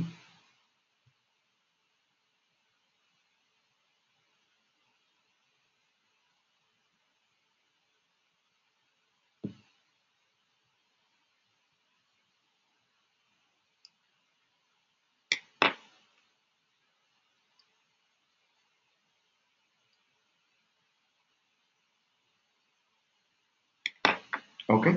So if you see what we are trying to do here is x into x. X is what? The square root of a square plus b square. X into x is this into this square, right? Which is a square plus b square. So Santosh's point is no, actually, okay, actual numbers will not differ. So there are certain functions. Now let me ask you this. Is max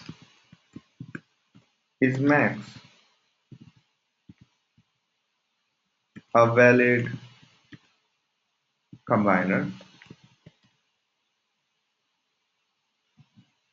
So maximum of the whole lot, no matter how you divide the whole set. First three, the maximum, if you compare with the rest three, rest of the element, then again the winner will evolve eventually. Same is case with min.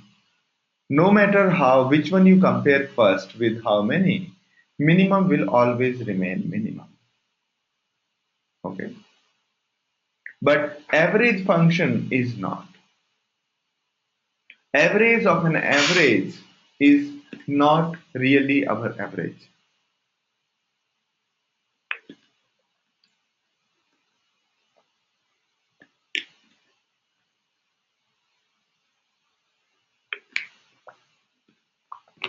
Unless the data is equally divided and data is equally spaced. Only in those cases, average will result in the correct answer. Alright? So I hope, Chandra, is it clear now? Or should I take one more example?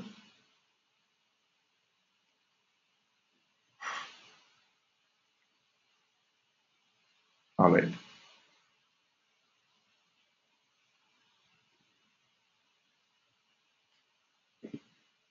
So do you want me to take, is it clear to you, this function?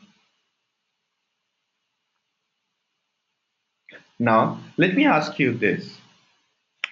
If you had to do average computation as part of combiner, what is it that you will do? How will you change your problem statement such that you are able to combine even if you are trying to compute the average? Your overall objective is for each key find the values. Okay? For each key find the values.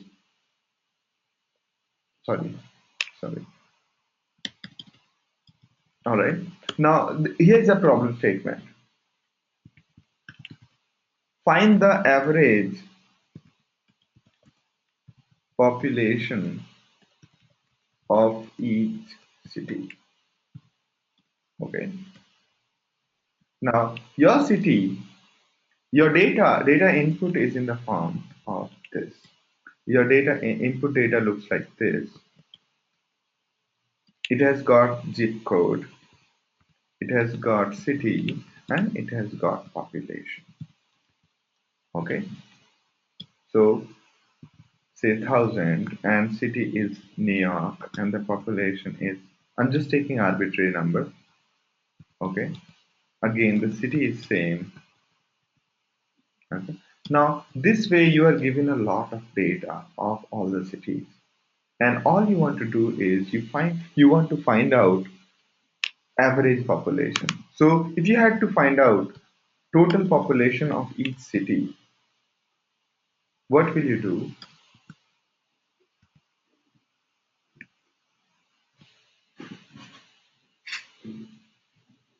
If you have to find out total population of each city, what will you do?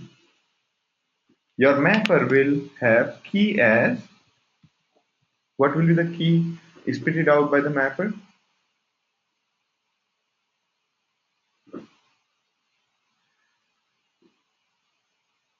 City, and the value will be, of course, the population, right? In the combiner, in the combiner, what will you do is, what will your combiner return? Summation of the values. Same case will be done in the reducer. It will just return summation of values. That's all, right? This will give you the total population. Okay. Now find the average population of each city.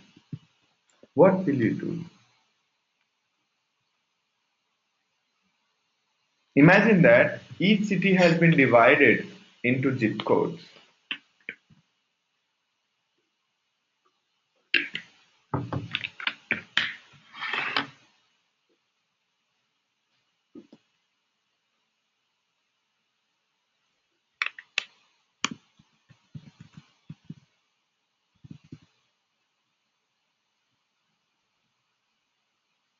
Yes, that is correct.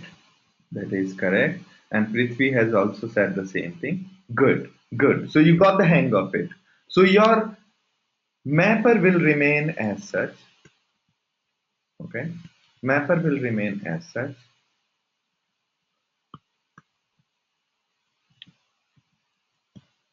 Combiner will return two things. One is sum of the values, comma, count of the values. That's all. Okay. It will return two things, summation of the values and count of the values. Okay. You will create one object or class representing this tuple, and combiner will give you that value. And your reducer will reducer will actually get key, comma, value will be sum of values. Okay, you can say array of sum of values along with the array of sum of values, comma, the count. Okay, each object you can, this is easier to visualize. Okay, it look like there is sum 1, count 1, comma, sum 2, count 2, and so on. And there will be a big array of this thing. This is what it will give into your reducer, and your reducer will do two things. One is will do a sum of sums, sum of sum 1, sum 2, and so on, divided by sum of counts. Sounds good?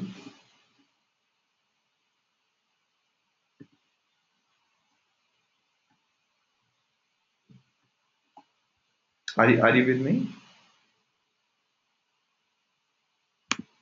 Great. So keep this in mind, and when you're doing it, it'll be very useful when you will be visualizing. Although you will not have to do any of this using MapReduce, you will be using Pig or Hive, but underneath, this is what goes on. Right?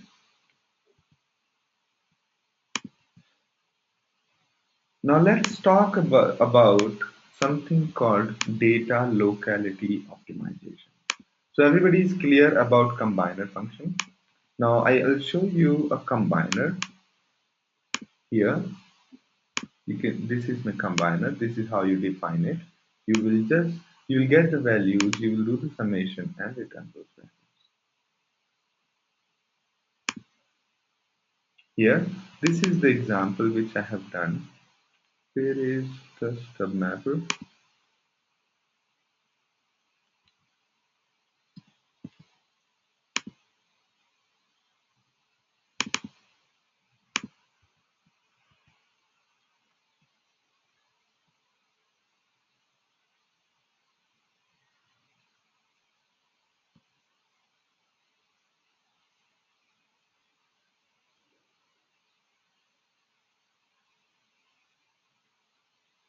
Okay.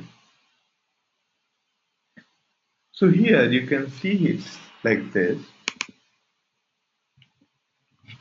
Where is my mapper? So here the combiner you can see is it does a summation. Okay. And similar is the reducer. Reducer also does the same thing. And partitioner is there.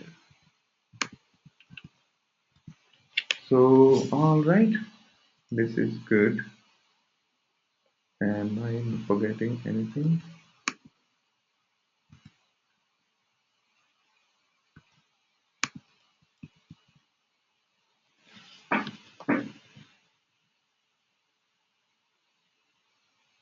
So the example of all of this is available in the project which is shared with you.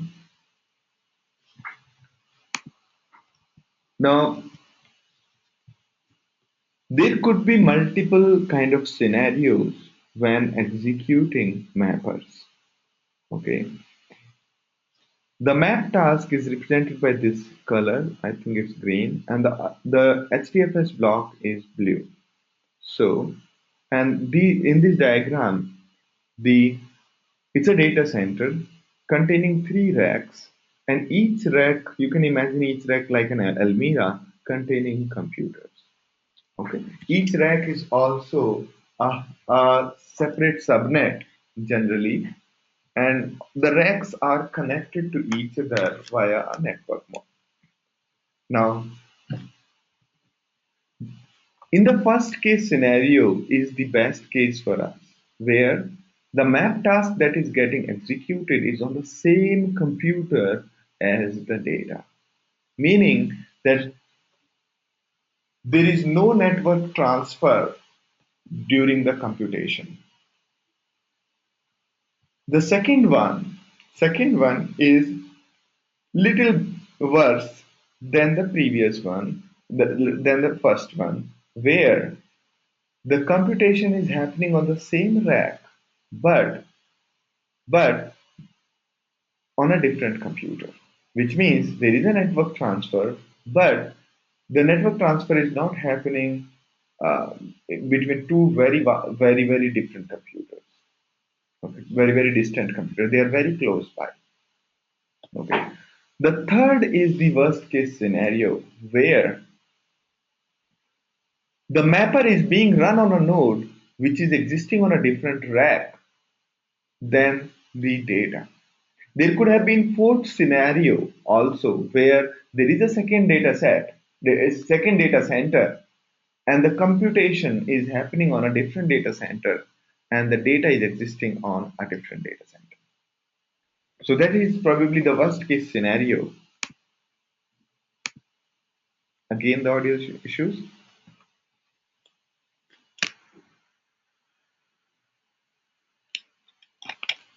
Just a second. All right. Just a second. So is it better now?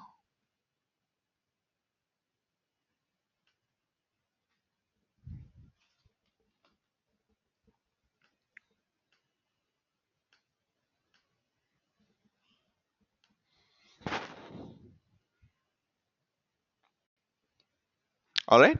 So this is our data locality optimization. Uh, and how does Hadoop does it? How would Hadoop know that which node exists where? We will talk about it.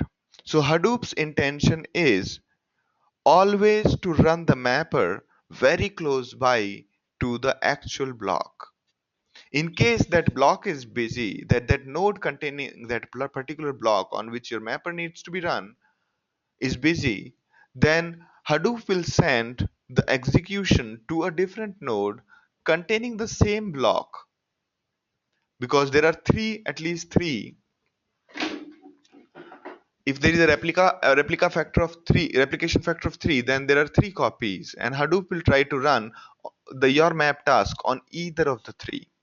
If all these three are busy in executing some other map task, or these 3 computers are really busy, in those cases Hadoop will try to run on the same rack but maybe different computers.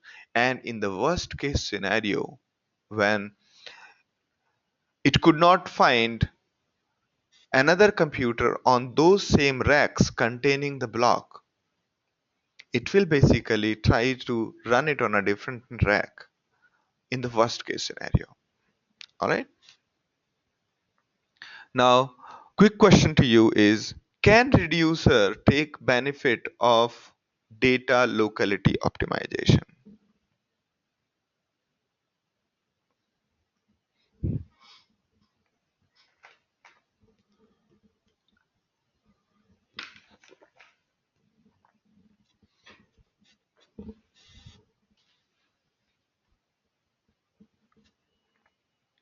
Yes?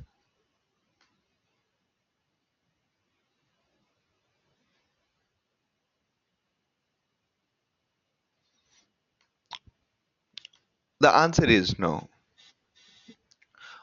Hadoop only takes care of the running. Hadoop only thinks about running your code near to the data, right? because reducer requires data anyway from all the nodes instead of only one node, right? So if your file is distributed across the cluster and you're operating upon a file, then reducer anyway would require data from all these nodes at a central place. So reducer doesn't really take care of these issues. Data locality optimization does not help Hadoop in any way, right? So is this clear that data locality optimization is not for reducer?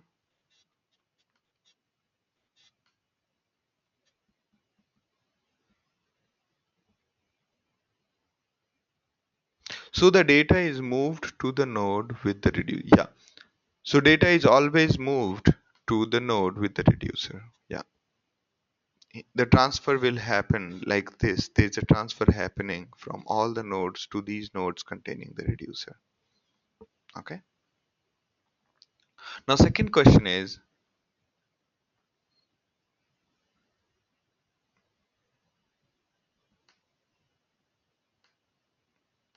again the. All right.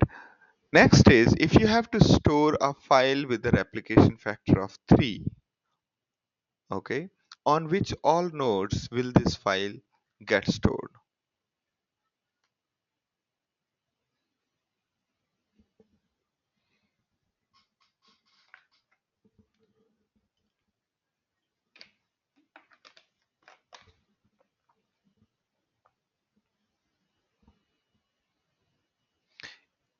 So there's a file that need to be stored, moved from local file system to HDFS. Of course, it will have multiple blocks, and each block will be copied to three blocks, three nodes, because it has replication factor of 3. So which node these three blocks would be going? Will all three blocks remain on a particular node, or a particular rack, or different racks but the same node? How does it happen? What is your guess? It's not about knowledge. I'm just trying to see what is your guess.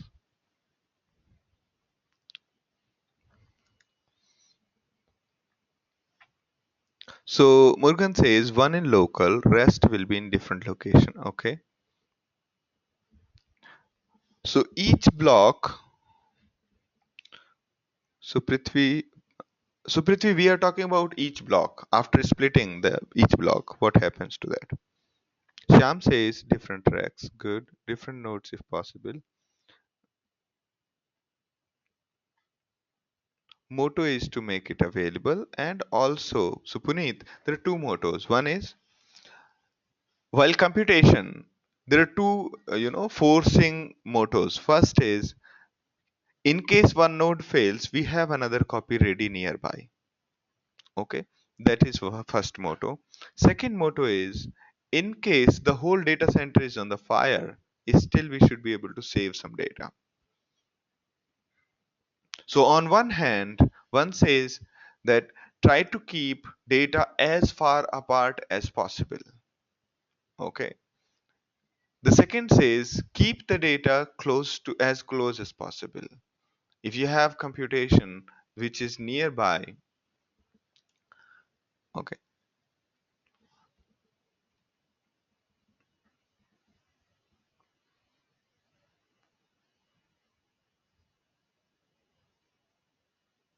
okay, okay.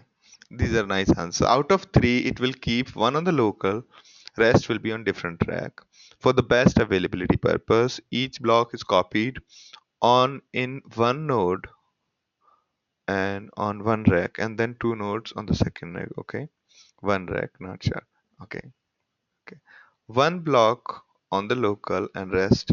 Okay, so it's not only you who is differing in the opinion. Hadoop themselves is fairly guys differ in the strategy. Okay, so this keeps on changing all the time. The initial strategy was different. Now, this was the common strategy used. The first one will be on the local node.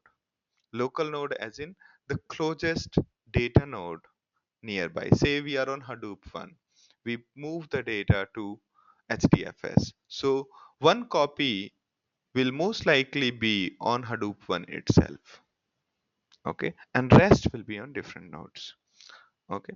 So one copy will be on the local node. Other two will be off the rack. Okay. This strategy has changed a couple of times. Okay. I just wanted to see your opinion. So other two copies will be off the rack means on different racks.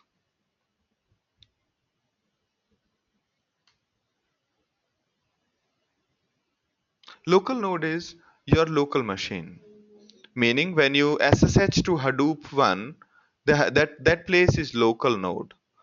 Okay, local node on, I mean, a computer on which Hadoop is running locally is your local node. Okay. Now, I guess on the safer side, it will be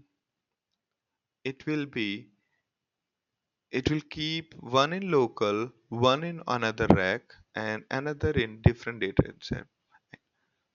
So this strategy keeps changing actually. The general strategy is one will be as near as possible because the initial transfer should be really fast, and afterwards it will start syncing to other nodes, and the other nodes are generally off the rack. All right. Now, how does the computation happen?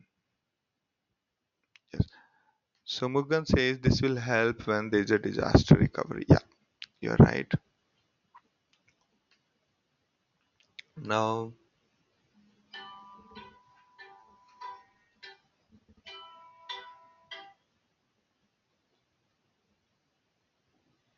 okay. There are somebody calling. Is it from our class itself? Hello? Yeah?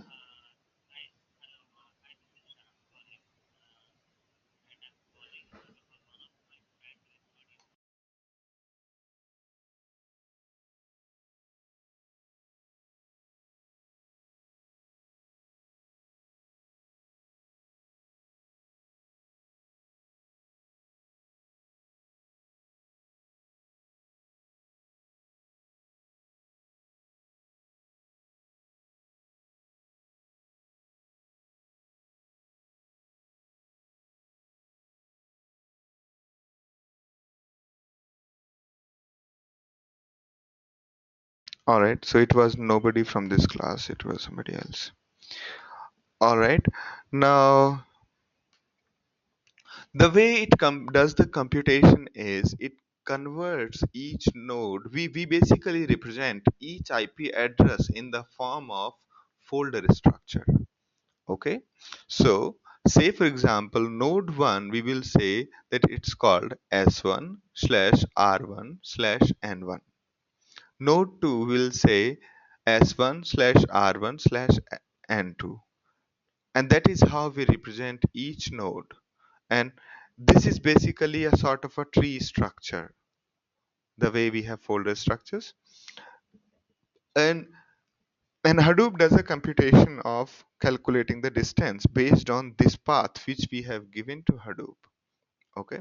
So N1 and N2 are on the same rack. Okay. And therefore the distance is summation of the distances of both the nodes from the common parent. So for node 1 and node 2, the common parent is rack 1, this one. And the distances from node 1 to the rack 1 is 1, node 2 to rack 1 is 1, and therefore node 1 and node 2 are two distance away, 2.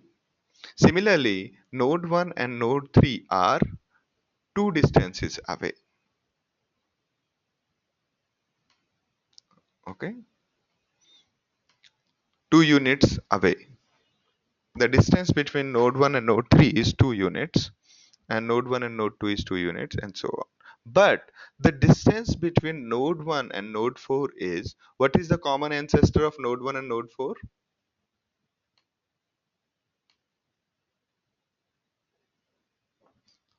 Basically, the distance between two nodes is the distance from the common ancestors, summation of the distance from the common ancestor. So, so the common ancestor is switch 1 and 1 plus 1. This is the distance of node 1 from the switch 1. Node 4 is 1 plus 1, 2, and therefore it's 4. Alright? If we had one more switch somewhere else and there were some no more nodes, then it could have been a different story altogether. Alright?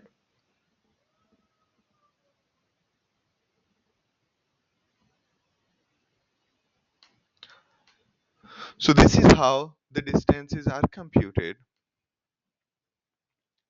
Okay. So the general rack awareness or data locality optimization works as follows. Understand the network as a tree similar to the file path a slash b slash c, and there is a setting called DNS to switch mapping that provides the translation from machine name to the location. Okay, this basically converts from the machine name to a network location. Okay, and this is the script name to which an IP address is given, and it prints out a slash b slash c. Okay, and this mapping file you can be overridden by specifying the new script name in the config file hdfs config.xml, and and if you override this key with a new script, then that script will be used to do the translation from IP address to the folder structure. Okay, by default by default by default this is what happens.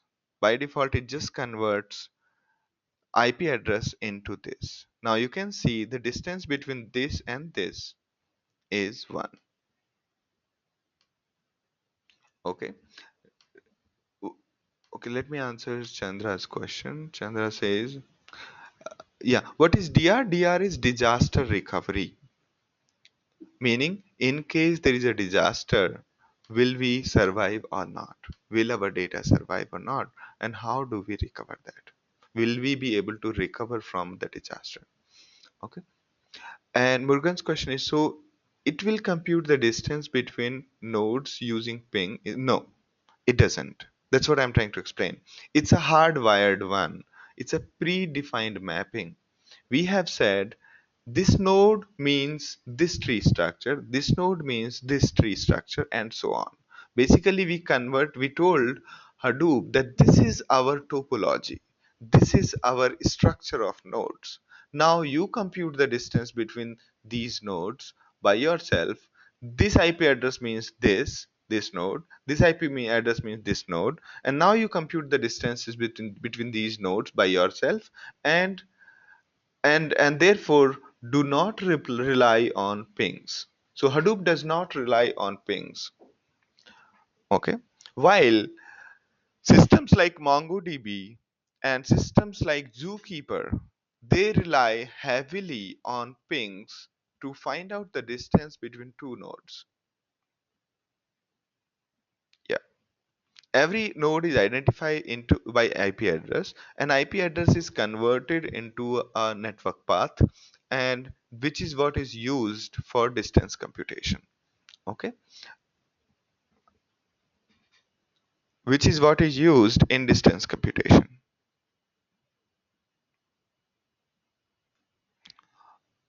All right, now, so I hope the idea is clear. In case of MongoDB or Zookeeper, the way they compute the distance is by the time taken in pings. In case the ping is taking too much time between two nodes, even though they are nearby, they will be considered very far. All right. So why is it generally there are these two different philosophies which contradict all the time? which contradict all the time. So the reason why MongoDB has opted for ping kind of mechanism is because MongoDB anyway has to keep pinging all the nodes all the time. All the nodes have to ping each other all the time so that they can choose a leader. But in case of Hadoop, we have things predefined that this is our name node and this is our data node. We have defined it. It doesn't keep on changing. Name node, data node do not become name node at any point of time. Okay, unlike MongoDB or unlike Zookeeper. Okay, the downside of having pings is too much of network choking happens after a point of time. 90% of your traffic is actually will be busy in responding to the pings.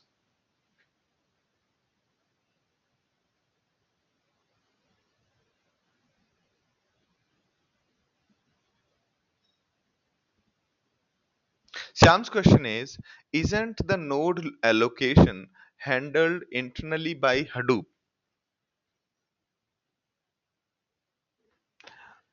In this case, how can a Hadoop admin define it in config?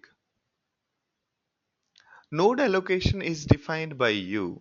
You run the process by yourself by defining in the config folder. If you go into HDFS config, you can define all of that. But we use Ambari to say that, hey, this is our name node, this is our data node. All right. We use Ambari instead of config. So Ambari manipulates the config on our behalf. Okay. In Ambari, as I was showing you, All right, just a second, just a second.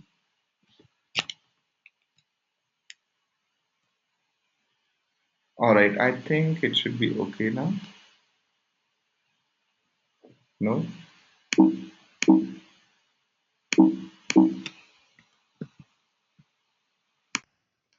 I think it should be okay now. No? All right. So we use Ambari to control which node is our name node and which node is our data node. Okay. Here I am running data node and name node on the same machine. Okay. We have data node. We have four data node out of four, and out of total machines are four. And we can actually say that,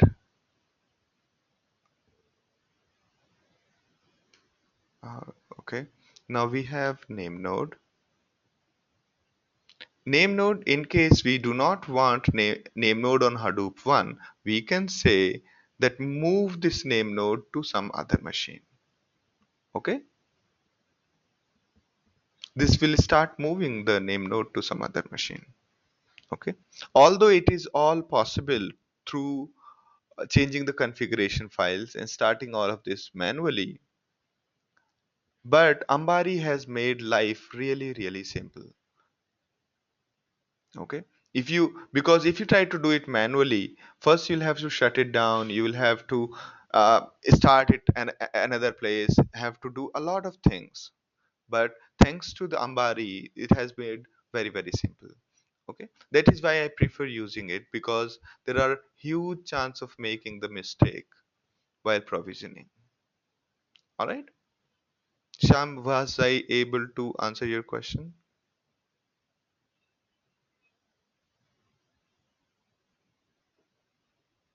Great. All right. So this is how we generally entitle that this is the node which on which we want to run name node. This is the node on which I want to run data node. Now, at the same time, if you see my data node service here, click on data nodes. So it's running on all four nodes. Okay, it's running on all four nodes. And in case for one particular node, say Hadoop 1 itself, we do not want data node. Okay, we can say stop and then decommission. If you stop and decommission, then you will be left with three data nodes, and then the block copying will happen amongst them.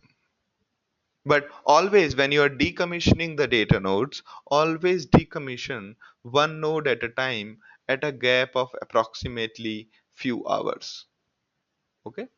If your data node contains 1 terabyte data, if your data node contains 1 terabyte data, make sure that shutdown time between two data nodes is close to 6 to 7 hours, because it takes not 6 to 7 hours, at least 11 to 12 hours, because it takes around 12 hours to read the data from the disk, 7 hours, 5.8 hours to read 1 terabyte of data from the disk, and then transmit it will take further at least 3 times of 6 hours, which is 18 hours over the network. Okay, so keep that in mind when you are shutting down multiple data nodes. You have 10 data nodes. Say you have 10 data nodes, each is with the capacity of say 100 GB, which means you have got 1 terabyte spread across 10 data nodes. But out of this, they are only half full. Okay, which means each is containing 50 GB of storage. Now you are asked to remove few of the data nodes. Okay, so make sure that data you shut down one node at a time. Okay, shut down one node at a time and then decommission.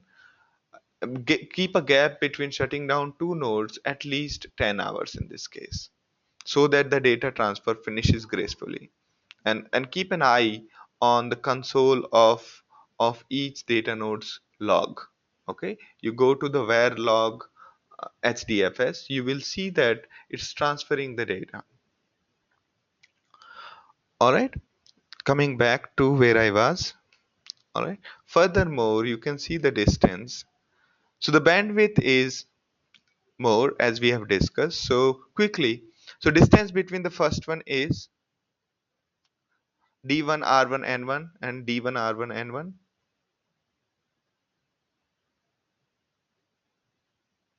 The best case scenario here, same machine running two nodes, mapper as well as the hdfs block on the same machine. You can see, right?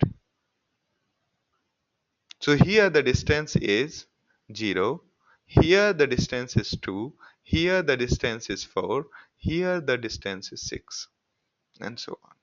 Okay, so if the distance is 0, meaning it's on the same machine. If the distance is 2, meaning the same rack. If the distance on the different rack, then the distance is 4, and in case different data center, then distance is 6, right? All right, so that was our, and the bandwidth is the highest bandwidth in the case of same node. The bandwidth keeps decreasing, right? So that's about what is known as the rack awareness. All right, so today we have covered what is partitioning, sorry, what is, how do you define partitioner, how do you define combiner, how do you define input splitter, and there are multiple existing input split kinds. We discussed all of those. And yeah, so it won't really consider the actual distance. So if you have, let me show you a diagram, because we have got,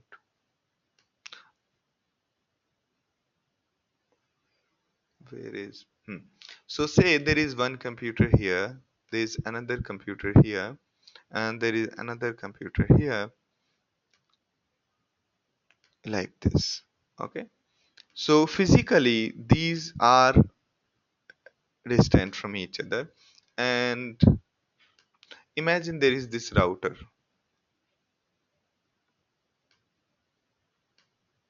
Okay, now they are all connected in this manner.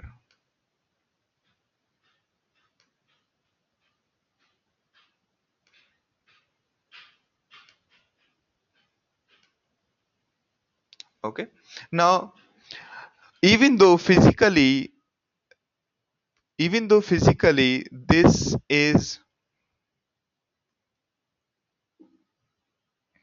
This is distant. A is distant from B.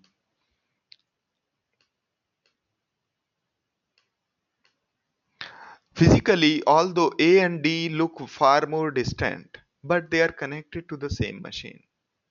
Okay. So that's why the distance between A and D and B and C and A and B is all equal. These are all equidistant from each other. The all distances is 2 everywhere. Okay. Make sense, Chandra? Physically, they might be 1 kilometer apart, but they although the wires might have the different lengths, but still they will be considered. Yeah, distance from A to D is 2. 1 plus 1.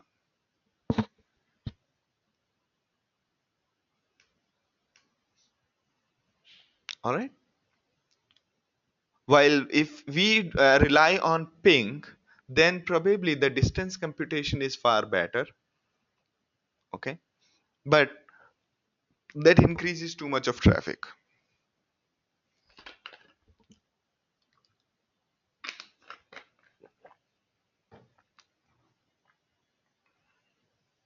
Yes, this topology really affects the performance. Specifically in case of mappers, it affects tremendously.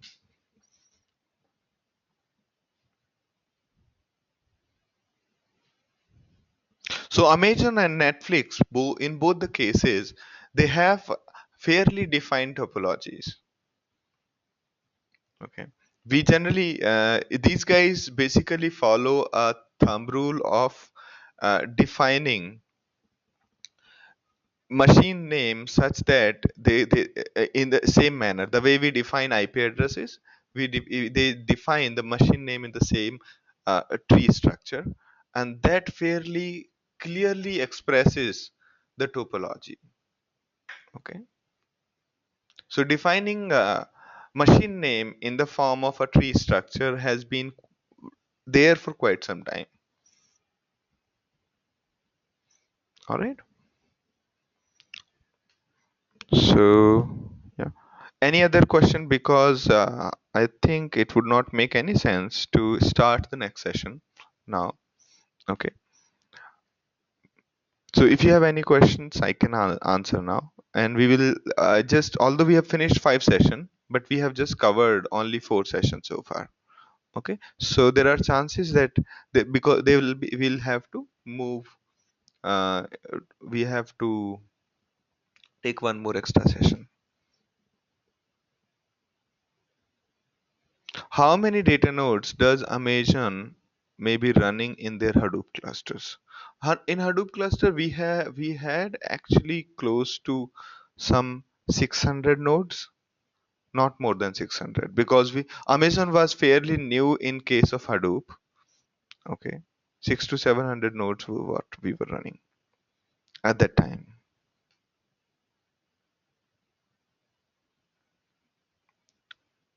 All right.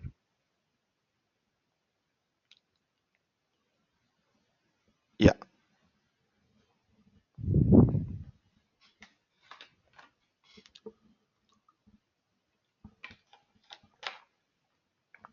So sometimes what happens is when you are defining topology, you maintain a big file as well, that these IP addresses are assigned to this region, Asia Pacific region, this country, and this state, and this data center, and so on. Okay, region, data center name, then comes the rack number, and then comes the machine number. So they partition their data center in that way. We call it DC1, DC2, and all that sort of thing.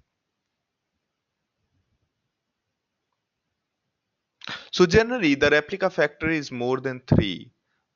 Okay, and make sure no matter what, you should not keep a replica factor of 1. Reason being, unlike unlike the normal traditional systems in Hadoop, the data is sliced into blocks, which means if one block has disappeared, all your data is lost. Okay, if you have 1,000 files and you had 1,000 blocks of these 1,000 files, you will lose all 1,000 files instead of losing just one file. Okay, so generally the replica, some in some cases we at Amazon we had designed some systems which elastically expand, the way somebody probably in this session itself was asking me. So as the load increases, the replica factor immediately increase, specifically during those high load scenarios. Yes.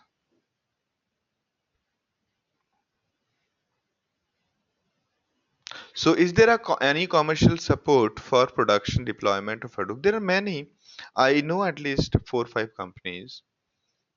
Hadoop guys, Cloudera guys, they are a little too costly. But in case you are in Bangalore or in I mean, uh, in India, you have really decent companies such as Cubole.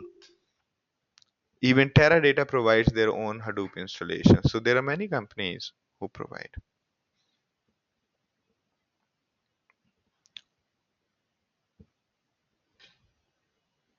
All right. So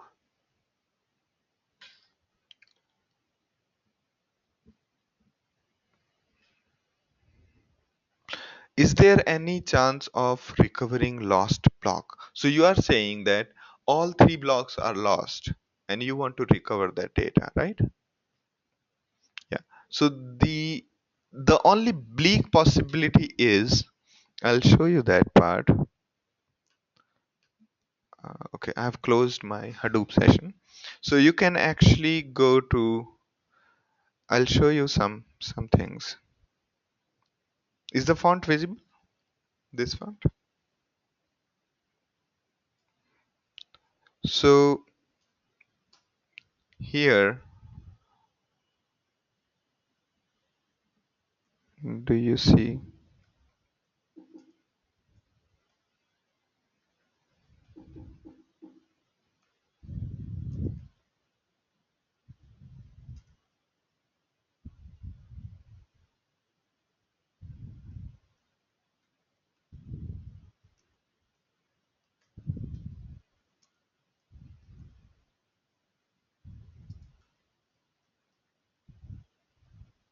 Okay, so this is where HDFS is storing my stuff.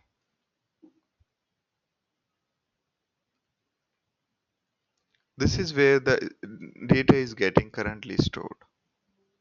In case your drive gets corrupted, you can recover this folder and there is a chance that you will be able to recover this data. Okay, this is where Hadoop has been breaking my files and keeping that. I'll show you the folder structure.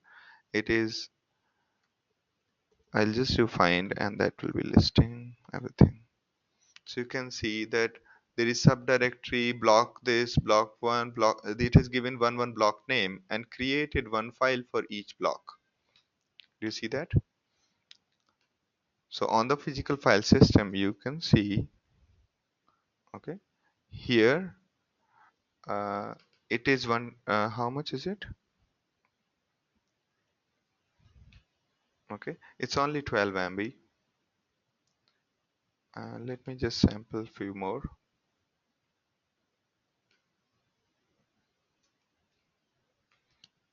Okay, so this is where,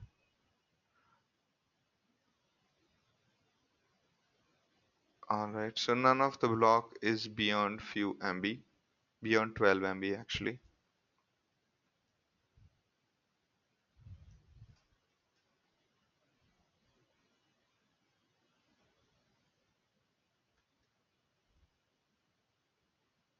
Hmm.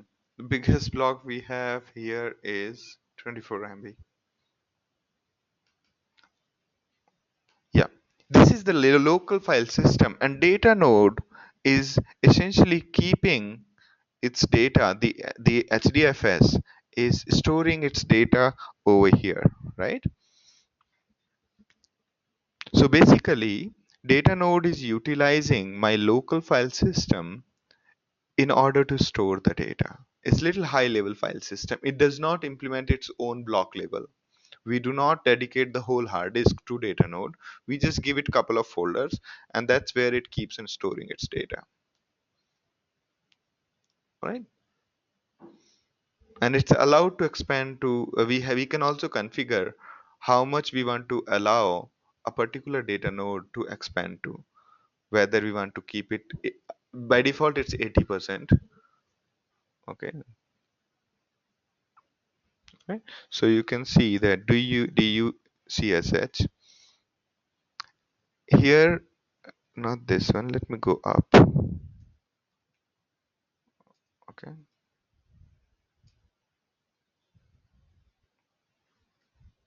so Hadoop HDFS data is something which contains all the, this particular folder contains the actual data of data node.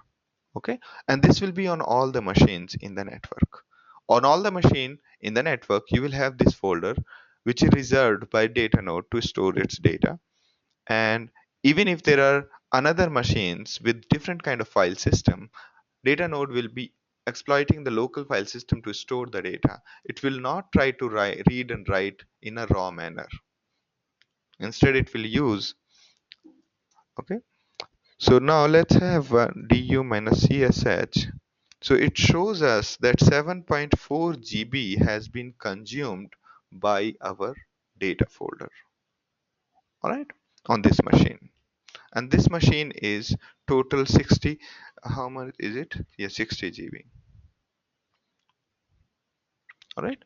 These machines are solid state hard drives. That is why they provide a small disk space to us, all right.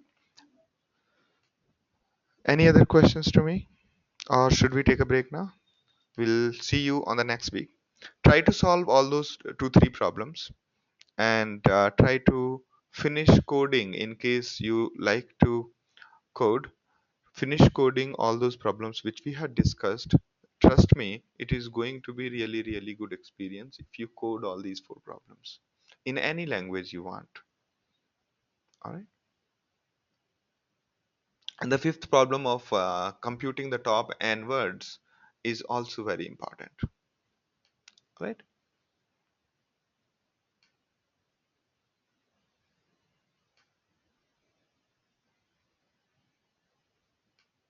Thank you very much. It was a great session. Have a good day.